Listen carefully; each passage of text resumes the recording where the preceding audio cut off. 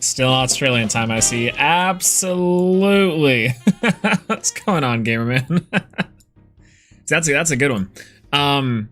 Hello, everyone. Hello, welcome in, welcome in. How's it going? How's it going? Hello, what's going on? Graveship, Slasher, Philo, Lazy Lee, my goat. What's going on? Good to see you. Hello. It's been a little while. If you can't quite tell, I'm doing some laundry.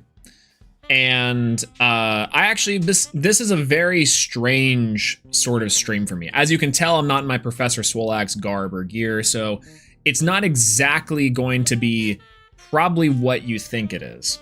If you're here a little bit early, as people come in and as doing stuff, I'm sure I'll explain a little bit better kind of what my thought process here is and kind of what I'm doing tonight as far as as like a thing I'm doing. We're getting close to Worlds, I should say. And in that, my brain continues to work. You know, I don't know if you guys know this, but my brain has been going off 1 billion times per second, which is probably not a lot considering that neurons fire much faster than that. But I have a lot of, I think, conflicting thoughts about what's going on right now. So, I don't know. Today, I'm just kind of sitting here after a little bit of time out and time away from things.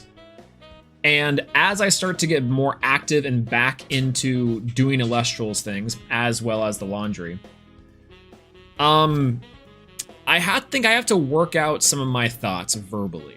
I'm a very verbal guy when it comes to that. And so hopefully as we're doing things, as people are coming in here, as they're listening, this might be a very active chat-based stream. I would love that. If not, if I get some messages or people pop in and say they want to yap, then I'm super down to hear and super down just to converse and get kind of a pulse on what's going on, you know?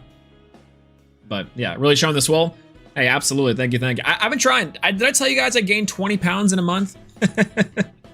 gained a lot of weight in a month. Not on purpose. Not on purpose either. I don't think I do that very often. But it happened. It did happen. Worlds in like 3 weeks. Yeah, Worlds is in 3 weeks from, I think, this past weekend, right? Or 4 weeks. Unexplored format, Brontowisp Artemis. Trust. Oh, listen, I was trying to make Brontowisp work for this past Ruminous Rumble. And in a lot of ways, one, I got my butt kicked. I'll say that. I got my butt kicked at the Ruminous Rumble. And is that why the title's so harsh? No. But I was gonna try to bring Brontowisp. I think I just should have, just for it being more fun, honestly. I played Fish, and I don't get why that deck's so good. I mean, I get why it's good, don't get me wrong. But yeah, Fish stinky. If you play Fish, you smell like Fish. Just saying, listen, Fish is really weird, right? Because I feel like this deck is the best deck in the room, but I was just like, this is Freelo. And maybe it's because the caliber of player I was playing against, it like performed just as it should or would, like it was fine. But I'm like, I feel like I could be doing more. I feel like I should have been doing more with my Elestrals deck, with my time. Yo, what's going on, Dark Cover? Hello. Cosmic shenaniganery, the likes I've rarely seen before. See, that's the thing. It's funny, like, that you mentioned that for like the Lifestream side of things, because I feel like Lifestream. Okay, here. We will have some structure in terms of thoughts that I want to go over, because I think there's like a history of Lifestream. I think there's like the distinct events from Lifestream onward. There's like the particular decks that I think people have their complaints about, the ban lists, the cards that have happened, and the shifts and changes and things. I know it's not just the state of play. I know it's not just things that that maybe we see on the surface. I get that. My thoughts right now are like, things aren't as, I'm not really dooming at the moment. Does that make sense? Like, I'm not dooming necessarily about the format, but I feel like I'm conflicted, right? Yo, Bo, good to see you. Hello, Bo. This would be a great stream for you, a great discussion. As my laundry is going absolutely wild in the next room. But I wanted to talk today about the format specifically. And as someone who's mastered the formats, congratulations on your Ruminous Rumble win, by the way. Everyone say congrats, Bo. She did it again. Holy. I feel like this format is kind of weird. Cthulhu, also a great person to jump in here. Congratulations on your placement into the Ruminous Rumble 2. I loved your deck list so much. We will be going over deck list, by the way. If you were here this time, if you were here right now, just know we'll be doing a review stream of the meta and of the decks tomorrow or Tuesday. One of the two. I haven't decided yet for me. I have to gather some data first. But I loved your deck. I was thinking about bringing Brontiglow. So good, so good. Oops, I won. True, I saw that. Look at you, Britney Spears entered out again. I've quite liked Lifestream. It's been a bit dry leading up to Worlds, but overall I've really enjoyed the new pace and flavor of the game. See, okay, let me swap over music real quick, and we'll get into essentially like what I'm going to be talking about.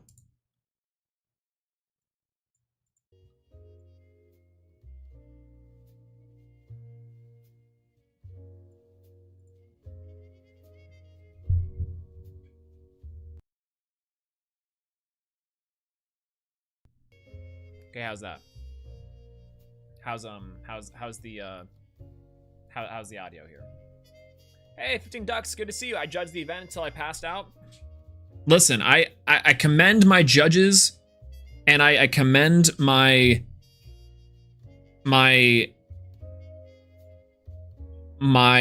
helpers here on this one. Sorry, I was turning that one.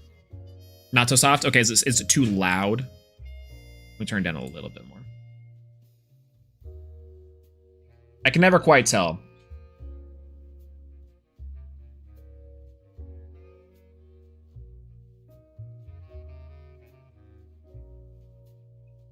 Seems solid. All right. All right. Well, we'll go ahead and get started a little bit. And as people come in and have questions and stuff, we'll kind of feel out exactly what we're gonna do. And if you're watching this on the VOD later, then hello, good to see you. I'm happy you're here. I'm gonna say my intros early. That way, anyone who's watching in the European times, or if you're a little bit behind and watching this later, hi in the comments, and if you are watching this later. What's going on, Pope? Hello, good to see you, my goat. So, let's talk about Lifestream a little bit. So the title of this video, of this live stream, and I had to go live for a couple of reasons. One, I'm doing some laundry, and I was just kind of thinking about the format. I've been practicing a little bit more for Worlds, which is it's in March, end of March for Elestrals. That's the first. The second, the Ruminous Rumble was just last night, or today, depending on where you are in the world. And there was, I was practicing a little bit for that. I was getting some last minute things, playing some fun decks, playing some meta decks, and I ended up going with Fish, the Aphoros Aphrodite deck, which is the most popular and arguably maybe the best deck in the format, just based off of pure like percentage and win rate and conversion. It's just a solid deck overall. So I brought it. One, that deck seems free low. There was a complete mistake. One, it could have been just the deck build. It could have been just me. But man, that deck, I played against people and I was like, how does this deck even win half the time? It's got the biggest target on its back, I swear. I digress. So that's like the big thing is that first and foremost. But what I wanted to impress upon everyone is the title of this one is like, one, what happened to Lifestream? Two, I feel like I have some conflicting thoughts on Lifestream. Three, I can't tell if I'm just old, and I can't tell if I'm just like out of touch. So I wanted to kind of put this live stream out there for the VOD people watching the VOD, discussions on Twitter, Blue Sky, wherever we are in the world, Discord even. I kind of wanted to get down some rough thoughts and rough yaps. So if you're in chat and you're willing to be typing out a storm or letting me know your hot takes, I'll listen and I'll read them off. If there's people who are watching this and saying like, yo, let me jump in, then I will make the discretion as that possible. But the idea here is that I'm not necessarily dooming on Lifestream. That's the big thing. I think I kind of like the format in a way. There's a lot of really good things about Lifestream right now, pre-Worlds, the biggest Elestrals event to date in terms of like premier status, right? And arguably one of the most important for the game's longevity, in terms of like structural and in terms of like perception, and the lead up to Worlds, post the ban list, or sorry, pre the ban list, excuse me. We'll start pre-ban list. We'll start post Kissimmee. Because I think the format / the issues / the like kind of question marks thing that I have go back all the way to Kissimmee. In terms of like the post Kissimmee, rather, I should say. Because that's our big first live stream event. I think our first live stream event at all. And I think from there to now, things have felt weird. And I don't know if anyone else feels the same way. Right? Like the vibe in the room feels like it shifted for one reason or another. And I can't quite tell why, if it's just me, if it's just the people I've talked to, if it's actually true, if it's this little section of the world we got going on, if it's the player base. Like there's a lot of information that I get that I see that people both love and hate / dislike or have grievances with what's going on in the game of Elestrals. The IP of Elestrals as well. Internal, external, etc. I've done commentary. I've played in tournaments. I have made videos. We've made ban list reactions. We've done a lot. But it feels as if things have changed. And I can't quite do an autopsy yet about it, right? Like the idea is that normally inside these formats, we do like a big dissection of the format. We give it some cutesy Tex-Mex name and we say, Firestorm, Moonrise Enchilada, the Firestorm fajitas, I think is what we called it.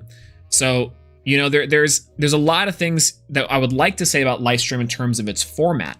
But the one thing I can't quite shake that's been sitting in my brain for weeks and weeks and weeks, and in some cases, like specifically tonight, as I was doing things, I was like, I kind of want to talk about this, is why does it feel so, I keep on doing the numbers thing, but why does it feel hard to talk about Lifestream in a way that's productive?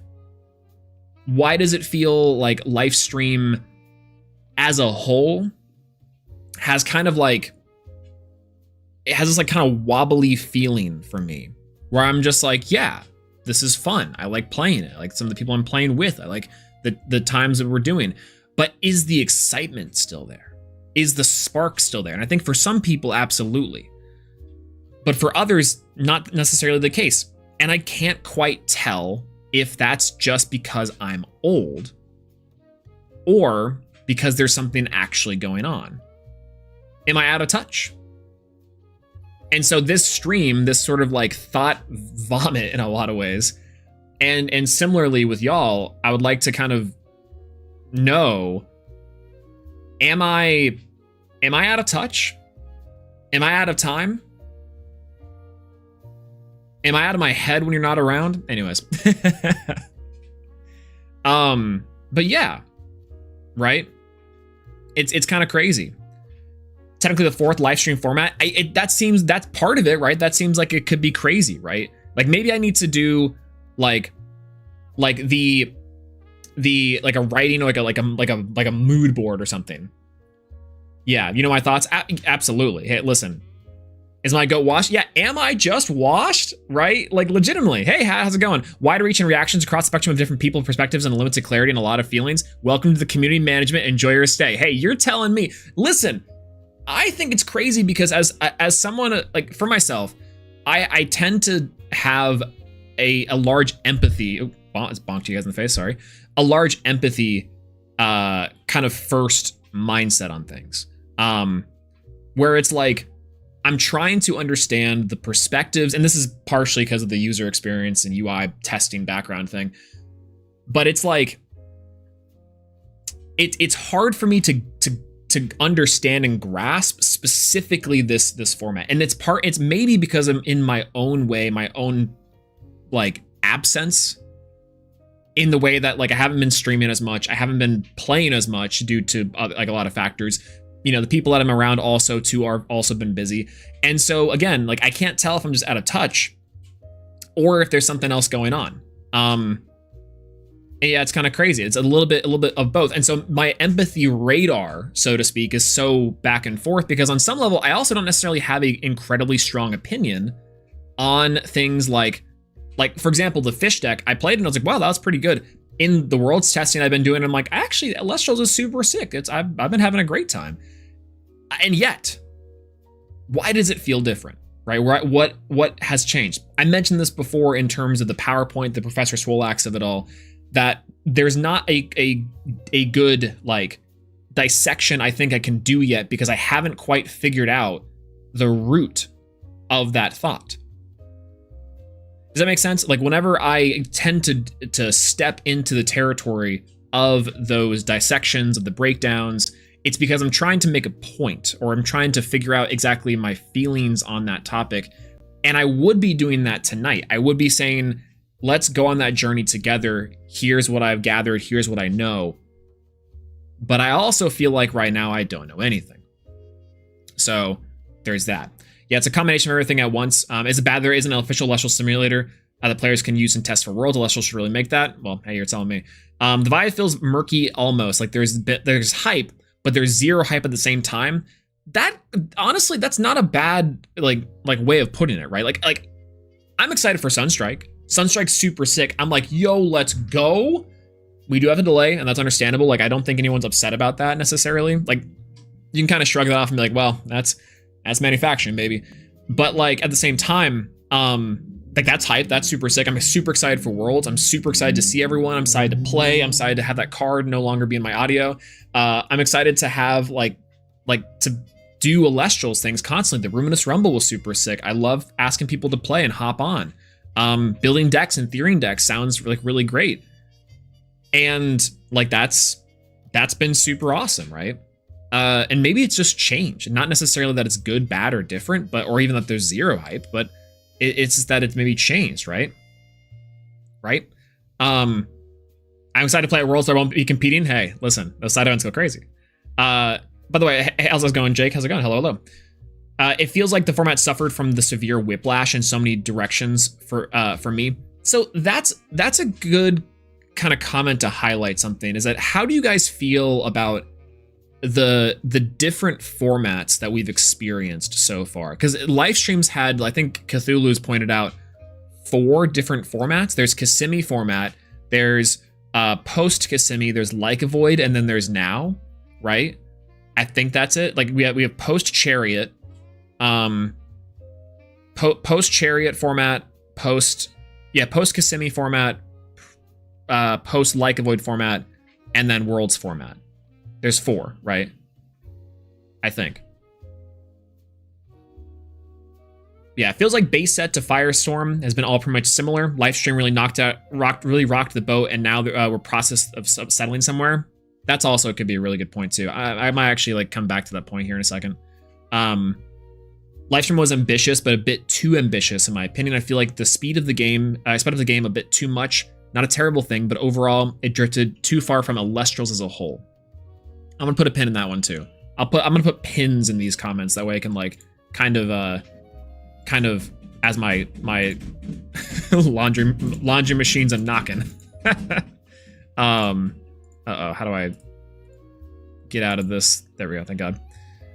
I think a little bit of it for being middle of an 8-month format. 8-month format's kind of crazy when you think about it. A little crazy when you think about it. That's gotta be a tight format. Hey, it's gone. Simple Rick, hello, good to see you. Perfect way to end 15 day in a row working day with a professor lecture, recharge my brain.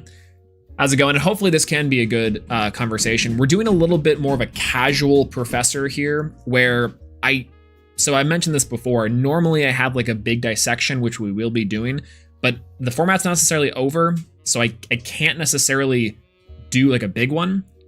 But I wanted to do a big check-in because my brain has been rapping on some concepts here. But hopefully your workday was good, by the way. 15 in a row is bonkers. And hopefully your joints are doing all right. Yeah, I was enjoying post Kissimmee. Fish feels mildly dull to me. I'll put a pin in that one too. I'll start putting pins in these ones a little bit. I'll put a pin in this one a little bit. So far, some things I kind of want to come back to is like the base set to Firestorm, and then Lifestream. And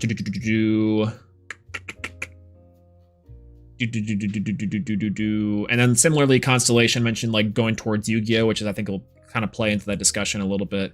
And rocked the boat a little in terms of like settling somewhere. Yeah, for sure. Fish discussion. Fish wish knishes. Yeah, I'm glad we're back to the way it felt a year ago, essentially, but it feels like Lifestream is lingering in the form of fish. It leaves bad taste.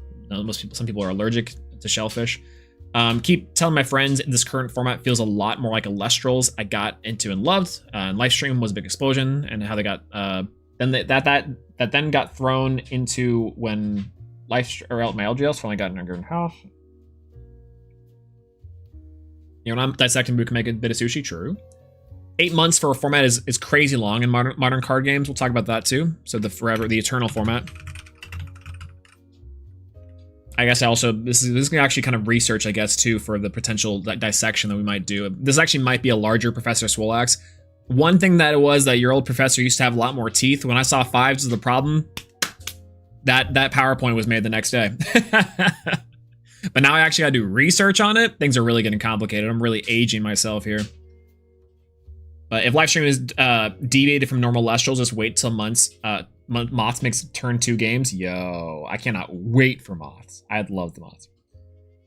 Let's go to work, and there's a whole stream. Hey, how's it going? It's going. Words, hello. Good to see you. Hello, hello. we're doing a little bit of a discussion piece here. And honestly, I would love your thoughts on this as well, because I know that you might be in a similar boat. The TLDR is I feel like I'm just old and I might just be out of touch, but I'm trying to figure out how I feel about Lifestream. And so I think working out some of the points and discussions, things I may have missed, kind of hearing out the community a little bit is like get my thumb on the pulse a little more. I feel like I've been so out of it. But similarly, I kind of like some things. So I don't know. How old are you? You guys don't actually want to know my age, unfortunately. 37.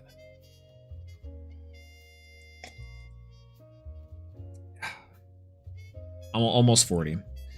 I think one of the main things for me is that the floor is so much higher. Like it's been hard for me to brew when you have the answers to every problem. Ladies, the problem to answer to every problems. Yeah, let's talk about theory versus play as well. That's probably a good one to talk about. 6'7", yeah. I'm 67 years old. Like it's too much. He cooks in this format. I appreciate the team trying to listen to players, but it turned into nothing could actually solidify. That might go into the more of the like the ban list discussion too. I feel like that's a good one to note down. I'll put a pin in that one as well. But yeah. Yo, it's gonna go. Hello, good to see you. Hello, hello. I'm doing an inventory for 2 hours from home. If I could add my commentary, I will, but I'll be busy. Hey, whenever you can, whenever you'd like to. And also, good luck in the inventory. I know that can kind of be a pain, so there's that. Love messing with Solar Mill recently, but it's not, but not win every game, but boy, it feels fun. See, okay, fun. That's theory versus play. That's in theory versus play. What's that? Fun versus right. It's the to give mouse a cookie. How to feel about Lifestream? Set 8 win. yeah, internal format. Okay, I think if we have some things to kind of discuss and talk about here to start, and kind of go over in terms of like the largest discussions. But yeah, office hours, unfortunately, haven't had a lot of time to play. Hey, listen, you're telling me. Also, hello, what's going on, Ninja? Hello, good to see you. It was like a fork in the road in terms of gameplay. People were desperate for game plans that outpaced fives, but then it happened and it made people upset. Yeah, that's also, that's part of my fish discussion. Is fives real? We're actually now at this point forming a Professor Swolax on the spot. I hope that you guys know that. We've only been 30 minutes in, and this is exactly how these things usually go. Is I'm just like, what points do I want to cover, and how does that play into the grander scheme and thoughts of everything, right? It's almost like a mind map I need to be making at the moment. But I got difficulty talking about this format because I genuinely loved basically all of Lifestream.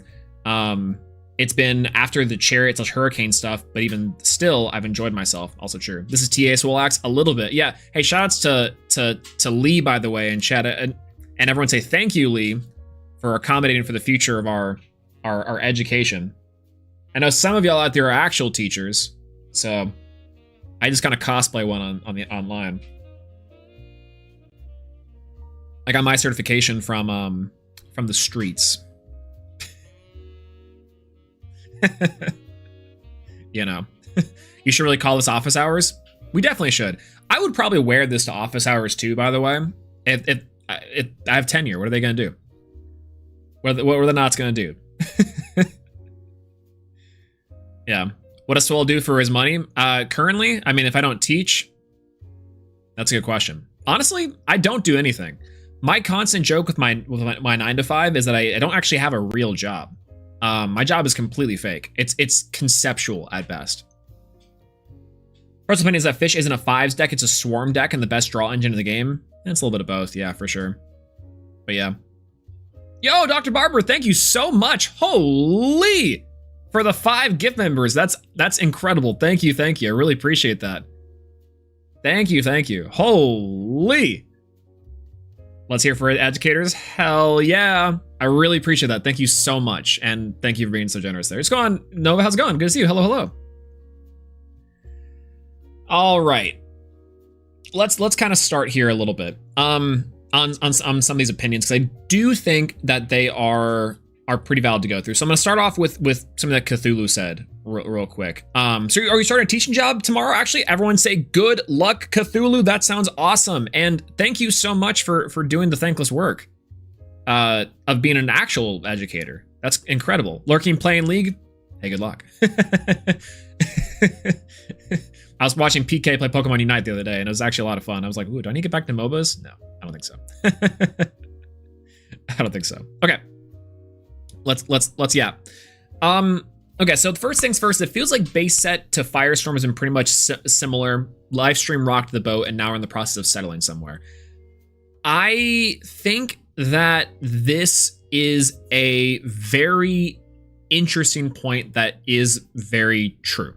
If you guys do not know, base set to Firestorm, we kind of have like a colloquial name. That's probably not right.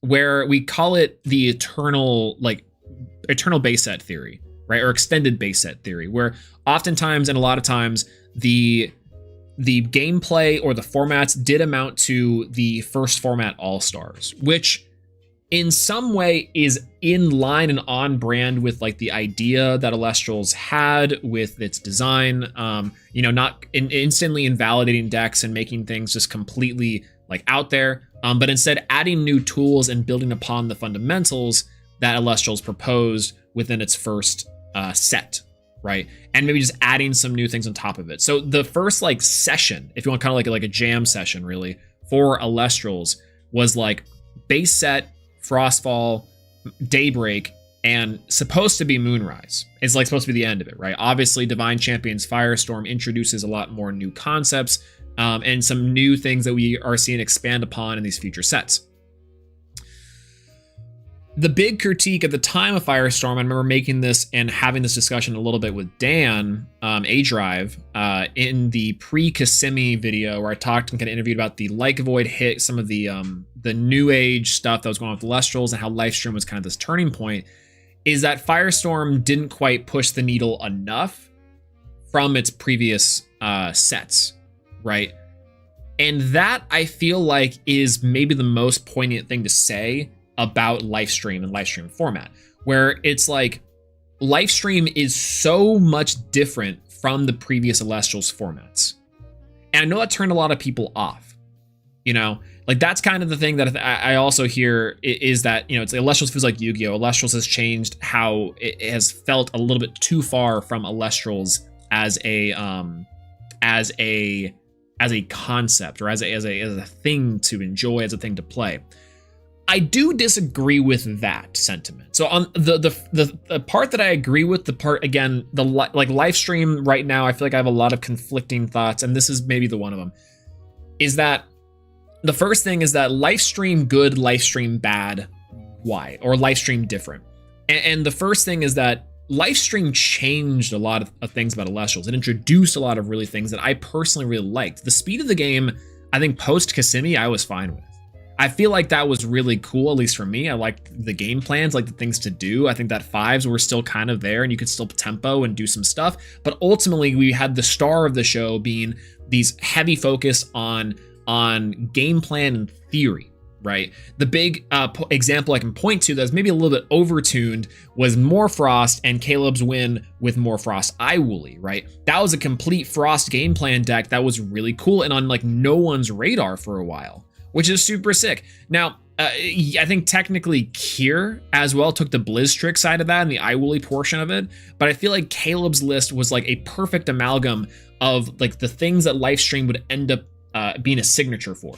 And that is low end, high end gameplay. What's your low end of your deck? What's your high end gameplay of your deck? And it amounts to the sort of like decisions and deck building and then moment to moment gameplay that I felt like was really, really a signature to Lifestream.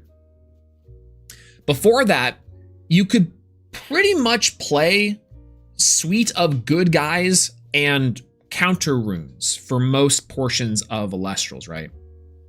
And so to say that is to say that post the Like a Void ban list, so where we're at now, Worlds format ban list for Elestrals, it feels like that's where we're back to, right? Like you have a little more of the known quantities and fundamental stuff, like again, Rabbit's back in the format, right? For even decks that they didn't want to run Rabbit before. The format's slow enough to where those like fundamental cards and fundamental things, they hit. They hit right and they're kind of there. And so you have like known factors, known interactions, like a sequencing of plays. You go Rabbit, you go Eddie, you go Argo. That was a classic for Moonrise, or in Firestorm, Rabbit to Galaxy to something else, right? Or in base set, it was like Rabbit PTA, Rabbit whatever. Like there was Rabbit surrounding the Rabbits part. But the point is to say that like the known factors of play were much more straightforward, I think, and much more common. Like movements in other games, or like things that made up the base gameplay of Elestrals. I feel like that's back, oddly enough. So people who liked that stuff and liked that sort of format, this current iteration of Lifestream is very much up their alley. I think the stuff's changed. Like there's some staples in the format that's different, some interactions that are kind of different, some moment to moment gameplay, some things you have to hit, some things you have to Gorgon, some things you have to Pandora's. Versus the Wild West, or some more of the like crazier deck building theory stuff that we saw in Like a Void format, and also pre-Like a Void, post-Kissimmee format. As my washer goes a little more crazy. And I feel like that is kind of the way that Lifestream's kind of panned out, is that we initially, and part of the thing I disagree with, I agree with the fact that Lifestream has rocked the boat and shaked things up in a way that's like tangible. But I think that it has reverted back to, I think, what a lot of people kind of consider this sort of fives, quote unquote, style format. But when they say five style format, I think they do kind of mean big bodies save lives, like thick thighs save lives, thick fives save lives. There we go. Thick fives save lives. But at the same time, I think that like, if you liked that stuff, it's back now. So what's the problem with that? Maybe that's why I'm confused on that a little bit. Like we're kind of more back to what Elestrals has for its like introduction period of its life, which I think a lot of people really enjoyed, but people are still kind of unhappy with it. Right? The game fell sped up to game plans actually make game plans playable. To what level is arguable? True. Absolutely. Yeah, I've not been able to find any Elestrals games in the past week, so that's also maybe part of it, is like player-based finding game fatigue in some way. Overcompensating with the base set staples and play talks in Lifestream? Maybe. I don't know entirely if that's true, because also the base set stuff is still pretty prominent now. I think the only way Elestrals has ever felt like Yu-Gi-Oh! In a bad way is in situations where it felt like my opponent had got an absurd advantage by going first and doing BS, like Avoid Champion of Artemis, etc. So Cthulhu makes a good point here. And so much cover, it's in complex in so many ways and simple in others. Exactly. See, that's you're telling me, Hat. You're absolutely telling me. Like I feel like I'll put a pin in that one too, on what I think is simple versus not. So the thing I want to touch on that Cthulhu said here, which the Cthulhu kind of made the initial point here to talk about this, is I feel like that's maybe my thing here, is that absurd advantage goes both ways, in the form that, like, yes, champion like Void was a thing, and like there's a lot of decks that did gain this sort of big snowball advantage that I feel like were addressed on the ban list and kind of talked about in terms of balance and overall gameplay. Moment to moment or otherwise. But like the thing that I argue with the format now, based off my testing and play is that tempo swing is mainly the issue, not advantage. Like I think there's an issue between tempo always in Elestrals when it came to base set theory, and that's reared its head back into the format now. Like if you lose a turn tempo or have to force to expend a draw, I'm pretty sure the game's over on the spot at that point. Sometimes that's not the case, but I feel, and I'm saying that I feel a lot because, again, I don't really have any tangible evidence to really say to the contrary, but it just kind of is the vibe I'm getting, is that, like, regardless of if it's like a Void or if it's a fish, it feels like you lose a turn of tempo at the moment and your game is over.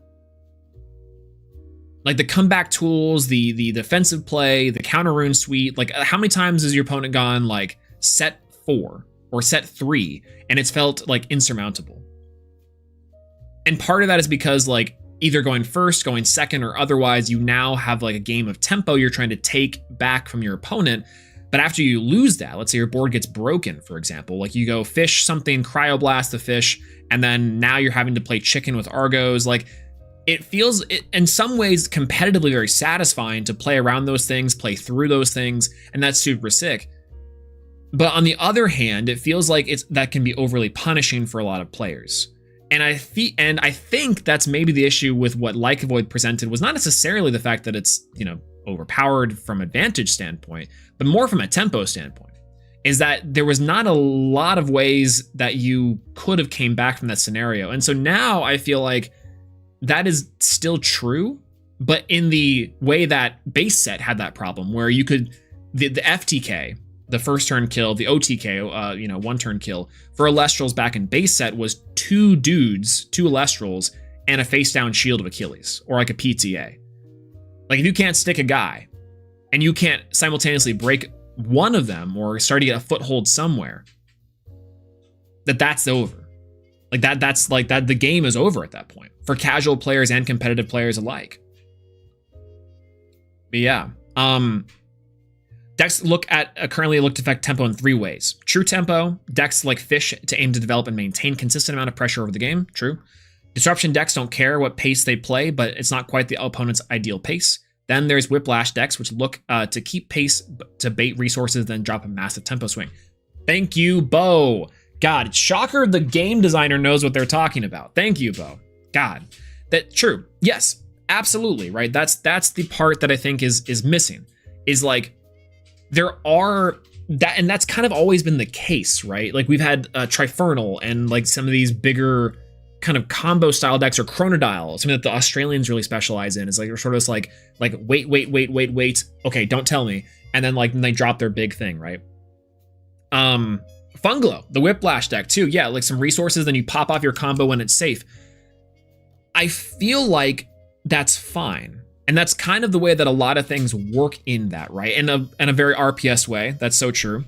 But in the strangest of styles and the strangest of ways, and again, I'm trying to like wrap my brain around this sort of like concept in terms of I'm saying like a lot, in terms of the game right now, is that a lot of decks don't have the necessary tools to do all those things, or that they think they can do those things, right? The disparity between decks that can that can take tempo, that can swarm, that can also bait interactions before dropping their thing is so low realistically, and the disparity between the top decks and the lower decks are so vast. And that was the initial problem, I think, overall with Five's format, was not that game plans didn't exist, not that you couldn't do it, but just that there was such a large gap between like decks that perform and decks that don't. And the decks that don't and do, they aren't playing very dissimilar cards, but they ultimately can feel very samey because these decks and these brews, these builds had to, on some level, compete or not, right? The to give Mouse a cookie deck building theory, right? Like you could play this really cool card that's like really sick in this interaction that does a really cool thing that maybe gets you to a game plan, but ultimately, is it just can it out of 5? Can it play through back row? Is there any threat at all? And the answer is usually no. How does it fold and crumble, right? And that's part of the thing I think is really interesting about like Bo, like what you're saying, is that there are 3 types of decks and how they are designed to play with, for, and around the tempo. But I do think that is heightened in a way that's maybe not to the Elestrals like card pool's advantage inside of a format like base set or even current Lifestream. I guess maybe that's also to the design aspect of the game, is partially why things feel kind of weird, is that we're kind of back to the old way of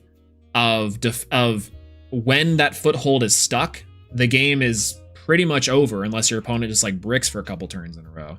I don't know. Maybe that's just more of an anecdotal evidence, but that's like kind of a point, right? Yeah. Yeah, you may notice that mine and Graveshift are almost diametrically opposed with what we like. That kind of divide might be what's contributed to the funk a little bit. I think we are in some ways in a divisive format to Hat's point. Like some things are very complex and some things are very simple, right? It's simple to say that we should limit the fish or that we should do something, right? In terms of the wider implications of that is kind of hard to test.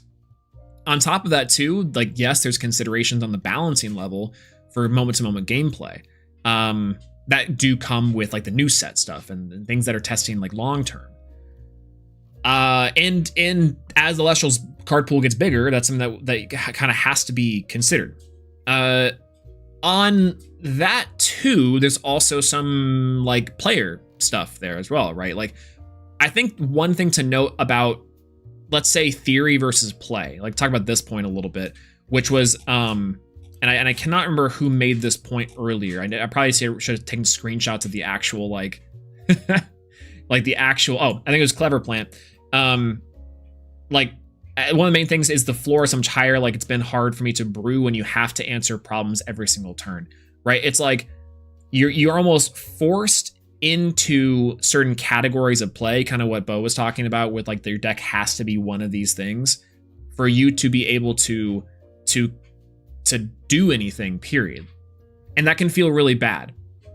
What I think that comes down to is ultimately a couple things. One, that's the theory versus the actual play. Like, what is your experience projected and your actual most common outcome for not only testing but community impact otherwise, right? Like, what is your actual result here, not your fantasy projection upon the change or upon the format or otherwise. It's what is the reality of that situation. That's complicated. That takes a massive and vast understanding of both your players, your product, and design of the game. Not only because as Elestrals is both an IP in terms of, I love Astra, but I love Necruf as like icons, but they also are having to do the hard part of dealing with the fact that one, this car is back in the audio. Yep, go off, King. Or Queen, either or. But the thing is that these cards are not only that, but they're functions, right? They're functions in a larger system. And so it's like threading the eye of a needle there, where it's like, where right now, I think we're experiencing the game through this system and through experiencing Elestrals, the brand and IP through this, through these cards, right? Like again, Schnark, or as my desk cards, Globby. Globby is cool. Globby could have been anything in terms of its effect. So that's one. Anyways, but to take that all into account is to say that, like, in theory, you can say, in Elestrals, you can do this, and this. But then it's always the question of like, well, how often does that actually come up? And there's a gradient there, right? There's like this never happens, this never comes up. Why is this like here? Why is this restriction? Why is this beneficial in this way? And in the middle section is like, yeah, it comes up sometimes. And this is kind of like, I think where I like to live is like this, like, it comes up sometimes and it comes up all the times kind of realm, where for example, like when we were talking about the ban list, Zero came in and was like, oh yeah, the cracking card is really cool. And I had never really read the cracking card, and it seems like it's very real. And I liked it. I think that's a cool card. It's not like maybe the most optimal way to play at the time the Aphrodite deck, or the fish deck. I think competitive players, like that are like the tournament players and goers, right? I guess I should say differently, because Zero again is one of the best players in the game, if you guys don't know. They they chose to have things like Narpoon and chose things to that are different advantage wise. But the cracking deck is scary. It functions, it works, it's cool. It does a lot of things it's supposed to do. And I wasn't sitting there thinking to myself, like, when does this ever happen? And in some cases, like, yeah, I guess I can see why it's maybe not as advantageous for players opposed to just doing like the Wayland stuff or other sort of like functions of the deck and of the cards. But I think this is like, yeah, I can got cooked by Zero at the Rumble. I can confirm. Exactly. Hi, Scott. Good to see you. Hello. But yeah, I think that's like kind of part of it, is that like there's a realm in which that some things are very real and some things very aren't. And so there's like building for Lifestream feels both that you have to account for the realistic game plans of like, I'm gonna hit with 5s and I have to deal with this certain actual real threat and moment to moment gameplay, or I can do something I really want to and that's really fun and really cool. So here's where I get to the point of this overall thing, is that I think there is currently a lack of environments for players who exist in the game who want to have the moments in which they can feel powerful. That is to say that less competitive players who want to do cool things that they want to do don't have a safe space to do so, because when they get matched up against people who want to play, are available, or have like official sanctions stuff, including casuals sometimes, it can feel like they are getting maybe discouraged from experimentation in the way that is not necessarily I want to say like helpful to their growth in the brand. It's more like corporate way of saying that they're getting washed by fish and they're being like, I don't want to play anymore. And that can feel very bad. Right? Quick thing. So question for the professor: are you framing this around format plus gameplay, community feelings, or do you think the two are the same topic? I think they are overlapping. I don't necessarily think they're the same topic. So like most things very complicated, or it's like an onion, I guess, or a parfait. My initial thing is that I personally don't think I know how to feel about the current like pulse upon the community, or upon how people are feeling about both the gameplay, or about like things in general. I think things have shifted. I think people feel kind of like me, maybe a little bit. On one hand, like I'm having fun playing. I've had a great time testing for Worlds. I've actually liked a lot of things about the format. But on some levels, it feels very different. And I can see also, too, why people don't like the stuff here. And the community reception overall, I feel like has been fine. Like I haven't really I've seen both people talk about like how much they hate certain things and how much they don't. But overall, like, yeah, underlying uneasiness is the best way of saying that. Because it's like, I don't think that it's a bad thing. I'm not even trying to doom, or like, I don't think people are dooming necessarily, which that's the weird part. I think I can understand why people would want to doom. I don't think I'm seeing that. I think I'm just seeing people shrug and being like, whatever. And that to me is much more concerning. I think apathy and apathetic movement is so much more freaky to me, because I'm just like, okay, well, what does that mean? Like, if you're dooming about it, I can maybe be like, yeah, I can understand how powerful, or like they're whatever. Yeah, discomfort, ambiguity, yeah, right? Like there's moth dooming. People who are moth dooming are just like, okay. People were complaining about Anacell and Phosphocell whenever those cards came out.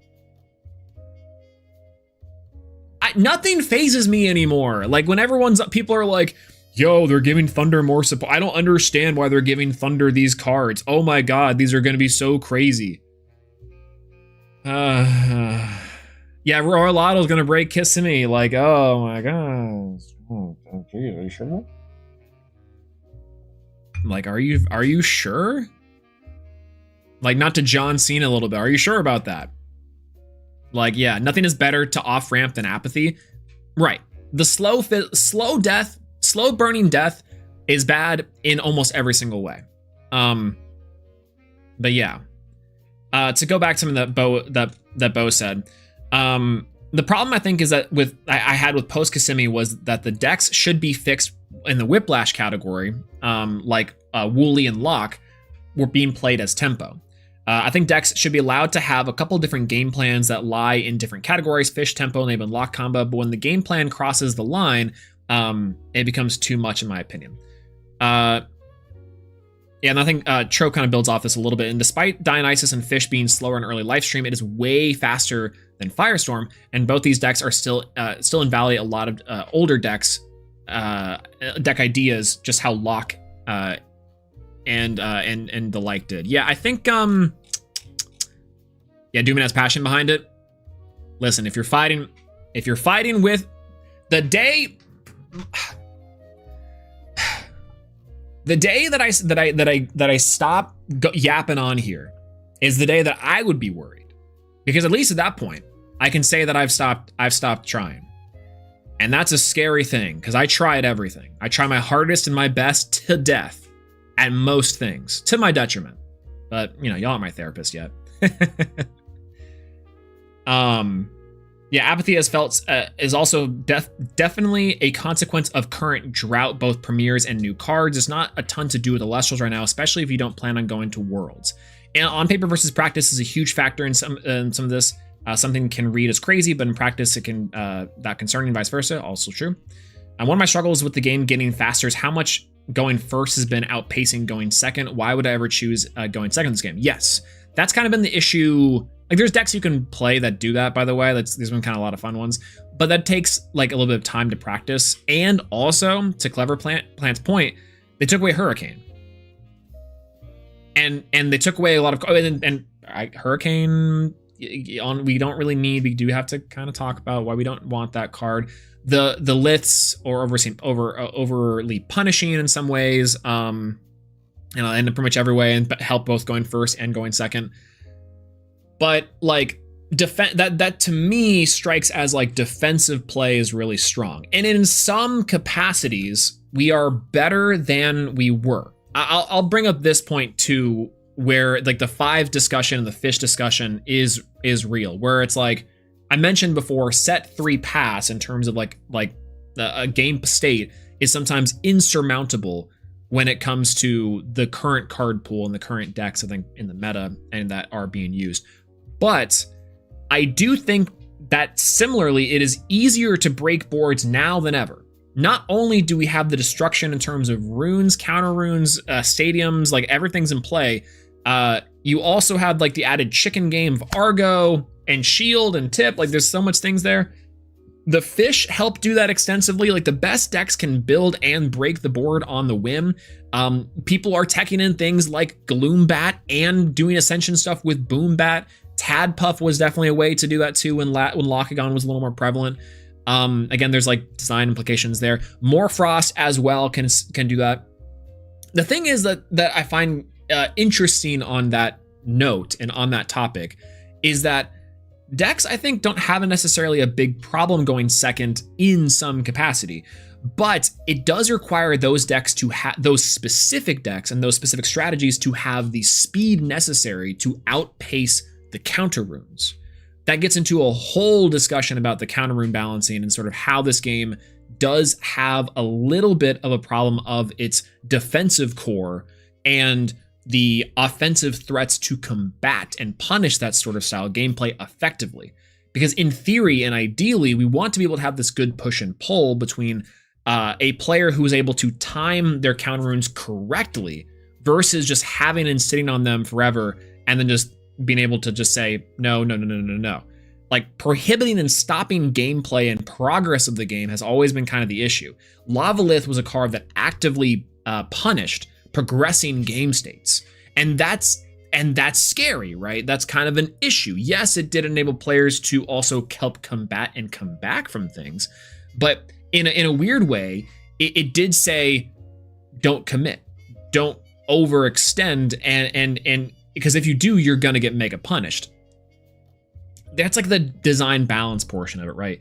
To kind of tie it back to things on the theory versus play level, and then we'll kind of bounce on a couple things here, because it does tie into like the fun versus play, right? But like, yeah, is there a correct timing with counter runes entirely right now? Like, sure, there are bad times, but I'm not sure if there are correct times. Yes and no. Like, there is in the way that there always is. Like, yeah, you should probably hold this Argo for this time. You should hold this Gorgons for these cards in this matchup. You should probably use this shield now. But that goes back to the tempo issue, is that right now those cards feel extra good if you just have, like, straight up have the tempo advantage. Like, whoever has the tempo advantage and like the counter runes to back that up is probably just gonna win the game. Probably. But yeah, afternoon as well. How you feeling? I'm doing pretty good actually. I went rock climbing earlier today. I went bouldering. for the first time ever. I got my butt kicked, and it's really funny. I was doing like I have never done like a thing I have to jump before, and that freaked me out.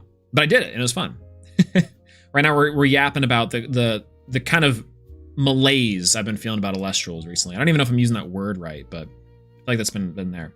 Hate Stadium Wars? I think Stadium Wars are actually kind of cool. Not gonna lie, I think that's one thing that I am looking forward to in Sunstrike, low key. But yeah, I've been mentioning for a while, but I want to see Hurricane ETF that says reveal all face-on runes and pop one of them, effectively just like the Falferos, right? It'd be kind of cool. Defense position somehow feels like it barely matters somehow. I might not have played enough in the current format, but it just feels like attack feels it like defends too well too. So that's complicated in terms of moment-to-moment gameplay. Because in theory, yes, I understand what you're saying, that like the best offense is best defense is good offense. But a lot of ennui might work too. Ennui is a perfect word. I need to use ennui more. Shout out to Lindsay Ellis if you guys are, ever on the bandwagon for that one. Ennui intensifies. But the defense position's weird. I will say yes, an offense is a good defense in this game, but you can easily control space so easily. You can easily control space easily. You can easily control space in this game with a good defense position Elestral. Things like Sprouter, Astrabbit, Voldusk, as Bo showed us too early this weekend, kicking our butts. So that's kind of what I'll say on that. I think there's a lot of good ways to have an offensive foothold, but defense I think is getting there in terms of Elestrals very well. My issue defensively comes on completely with counter runes and completely with options for players in terms of interaction points, because I feel like it's not the case where you are interacting with those bits, it's that you are baiting out the things that will stop you from progressing your game plan. For example, like tip and shield are just things to get to, or it's like traps. Like let's say you're like, the worst analogy of all time. Let's say your opponent's a dungeon. Your opponent's spirit deck is a dungeon. And there's traps that you have to get through to get to the treasure at the end. That is the worst analogy I can use here. But things like shield, like Gorgons, like tip just are stopping you from getting in the way. Elestrals aren't even the problem half the time. They're just kind of there as cool things to interact with in the dungeon. NPCs to talk to, like buttons to press, shiny things to look at, and it's kind of sick. That part's like completely fine. But they're just like, the arrows are like firing at you, PTA style, and shields are like things that you just have to bait out, and then finally you've done the 50-50. Your opponent no longer has things that they can stop you with, and now you can play the game. That's kind of what it feels like, low key. And some decks are just better at doing that than others, which is fine. That's part of the game. That's part of the style. It kind of has to exist that way because of some certain interactions in the game. But yes, yeah, like me when I'm inside my opponent, they're a dungeon. True. Terrible analogy from it. I'm losing it in my old age. I really am. But yeah, I don't know. Shield has been the death of me so many times. Yeah, absolutely. Yeah, exactly. Like again, two Elestrals and a brand new meeting to hop on. Correct. Yeah, Stadium Wars, the teacher back and forth is kind of cool. Gordon's Gate is being so backbreaking. Again, load bearing card in some ways.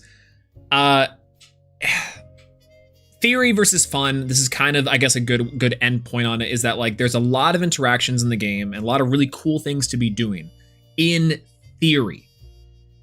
But the game is not necessarily navigating around like I think the things people might want. I don't know if that's true. That's kind of the vibe I've been getting from certain people who want more of the game plan style stuff, who want more of the things to be doing. And I get that. I think for me, because I just like Elestrals, I like the little goofy guys. I like the things to be doing. I like a lot of things even this format represents and format does too. I'm kind of okay with that being the style of gameplay. right? It is no longer like low end, high end in terms of this is how we bait out this interaction, this is how we do this interaction. Instead, it's a lot more like we're using almost completely low end to get rid of those things, right? I don't know, maybe that's like not a great way of putting it. But TLDR on this is that this game is incredible to theory for, it's incredible to build decks for, but sometimes the play just comes down to the Occam's razor, which is, is this how effective is this card? And the answer is sometimes, and most likely, and most often, not very. It might be cool, it might be fun, but it's not necessarily, it's realistically not going to work. I find that the disparity is also a little far in that department. And that's, I think, just a product of design. That's a product of gameplay. That's the product of a lot of things. It's very complicated to discuss and talk about. The first. The second is that there's not, I don't necessarily think there's a great way for players on the fun side of the spectrum to really accomplish what they're trying to do. The average Elestrals player base is a lot more competitive than you might think, and oftentimes are going to be picking those sort of like winning strategies. They're practicing strategies, like the active player base, the people who are playing, who are in the casuals, who are doing stuff. They're sometimes just looking for a place to play, and not necessarily even that they want to try out something fun or interesting or new. It's just that they're like, I need practice. I need to play because it's kind of hard for me to pick up games, whether it's because there's a lack of like LGSs in their area, maybe their discords or people to play with. And so they're trying to get games wherever they can. And so they rock up with Fish to the casual locals. And that can be someone's first experience in Elestrals, is a sort of like, you know, get good or leave scenario. And I'm not saying that the players are doing that. They're not trying to like gatekeep or scrub bust. I'm not necessarily saying that. What I'm saying is that that can feel very bad from a player perspective of, hey, I heard this is a really cool, fun card game. I love Fun Glow, for example, even though, you know, shouts to Clever Plant. I love Spiders, for example. Like, I'm trying to look at cards in my decks that I think overall are a fun guide too, to be a little more self-serving. Like, I love this is what got me into the games. I love this little dude. And I'm not saying that this has to be the most competitive deck alive. I don't think Fun Guide has to be tier 1, even though I'd love that. I don't necessarily think that's true. But what I will say is the disparity between this and like where are we at? And this is huge. The strategy of just playing like a good stuff turbo deck versus like a dedicated Fun Guide deck is enormous. And I think that can turn off a lot of people from engaging with the thing, right? Obviously, it's important to have the casual conversation. And I'm not even saying in design aspect that's true, because it can be solved. But the important thing there is to say that there needs to be an environment, just the environment to safely practice, to have safe Elestrals, you know? I guess is to say, right? It's supposed to be casuals. It's supposed to be locals. It's supposed to be an online simulator. It's supposed to be that. But just the nature of current things right now is just, the environment is not welcoming towards that sort of experimentation in a very safe and casual way. It feels very committal to do so. That's maybe the point, is that like when I hop on Elestrals, on average, I'm playing against some of the best players in this game, playing and testing out for premieres, and not necessarily to do the cool, fun thing. This is usually solved by like a locals or like a online simulator where the modern audience can engage with that on a very like casual, safe level. Let me hop on, let me get a couple like games per round, right? But that is currently not the case. I know that's growing. I know there's things that can be like huge for that, right? And so there's levels to this, and there's layers. It's not as simple as to say like, give us this stuff or enforcing it in the hard way. But you know, I don't know. That's like, again, the mind map of it all is all out there as I'm going crazy. Yeah, it can be hard for someone to break into premiere events or prep for them because the level of competition is very high. High percentage of players at the last premiere had at least top 8 finish. Exactly, that too. The casual webcam stuff existing has been good, but I think could be more could be done to ease people in. Absolutely. And this is my hot take on that. And this is not to discredit or to discount the honestly, the insane amount of work and the kind of the godsend it is to have like the demo days, or to have like, you know, like more lower powered formats and stuff. Popper, Little Cup, that could be kind of cool. That's actually a really fun thing to maybe do. Actually, if you guys do Popper straight up, Josh would probably go crazy. Popper format would go nuts. It would require to like explain the common symbol, but you know, that could be, people would love that. But like, yes, it's supposed to be the idea that like easing people in a safe and casual way to indoctrinate them into the game. Like, like calling spade a spade, to get people into the cult of Elestrals, you have to have a majority positive experience, and some people gravitate towards, and it's partially why we get like psychopaths out here building the most heinous stuff and doing crazy with it, is because it is a hyper competitive environment due to the fact that the only real big way to engage with the game is on that hyper and competitive level. That's like safely, right? Like, I enjoy that. I love doing cool, goofy, fun stuff. And I feel like I can do that effectively. And I just want to play the game and engage with it however I can and want to. But a lot of players aren't like that, right? Like, I don't know. Yeah, I think that's maybe part of it in terms of like the theory and the fun versus play versus competitive aspect that's currently down. Again, it's a very complicated sort of feel. Yeah, there needs to be an online event that is bigger than casuals but smaller than a premiere. Yeah, that could be something. Maybe just like smaller amounts of worlds points. Again, that's like and maybe not streamed. So that's maybe part of it, is like maybe like having the production and part of it be there. Like, I don't know. That's a little complicated too, right? Post-playing the format kind of sucks. Yo, what's going on? What's going on, Kier? Yeah, Kier, we're kind of talking about this idea that like, what is with the ennui, the malaise of the current state of Elestrals. I both feel like I'm in a minority in the fact that I like a lot of things about it, but I can't quite put my finger on if I'm just out of touch, or if that's like where we're at. I guess it's like a check-in too, like on seeing where people are in the community. We've talked about currently the idea that like base set to Firestorm to Lifestream has been this big shift, and the design aspects of that, the implications, I guess, are being very felt. On top of that too, like the building decks versus the actual gameplay, which does bleed into the design aspect of the game, and some sort of like the structural things with the Lestrals, has ultimately resulted in this sort of like mode that both can be really fun, cool, and engaging, but ultimately turns out to be not quite, I think, what is to be expected. I think from the world of Elestrals, in my opinion. I don't know. It's like I'm not phrasing the summary quite right, but the general gist of it is that there's not really a safe way for people to both engage with the game on a casual level versus like a hyper competitive sense, and that's due to a lot of factors. But I don't know. 8 months long set. They were not supposed to be 4 months. That's also part of it too. Let's talk. That's actually a good thing to talk about, the Eternal format, right? And actually, quick point on that too. The Ruminous Rumble is, I think, maybe the perfect event. Smaller than a premiere. People are playing some goofy stuff, and you can have fun with it. Sounds good to me. But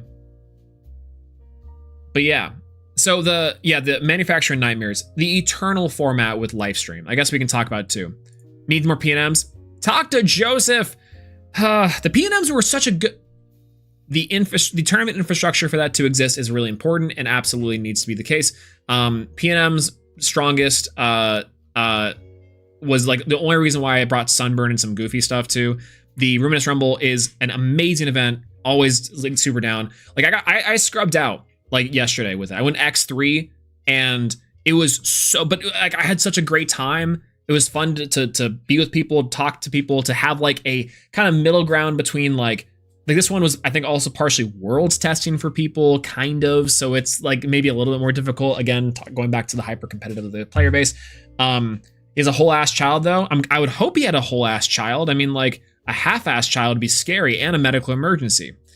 Anyways, yeah, can I? Oh, true. We should not have PNMs that way. Cthulhu can be the reigning PNM champion. I forgot that you won the last PNM. I think was it the Like a Void format one? Joseph held like one Hail Mary one before the kid. That's awesome. That's so fun. There was the pit one too, actually. Like so, Coder held a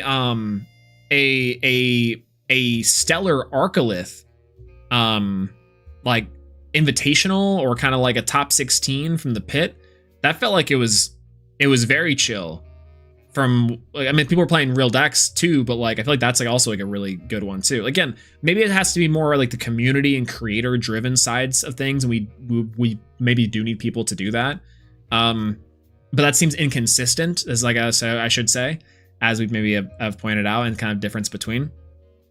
I burned out from 9. Yeah, right. Like, hey, listen, Eruption was killer. Eruption no more, right?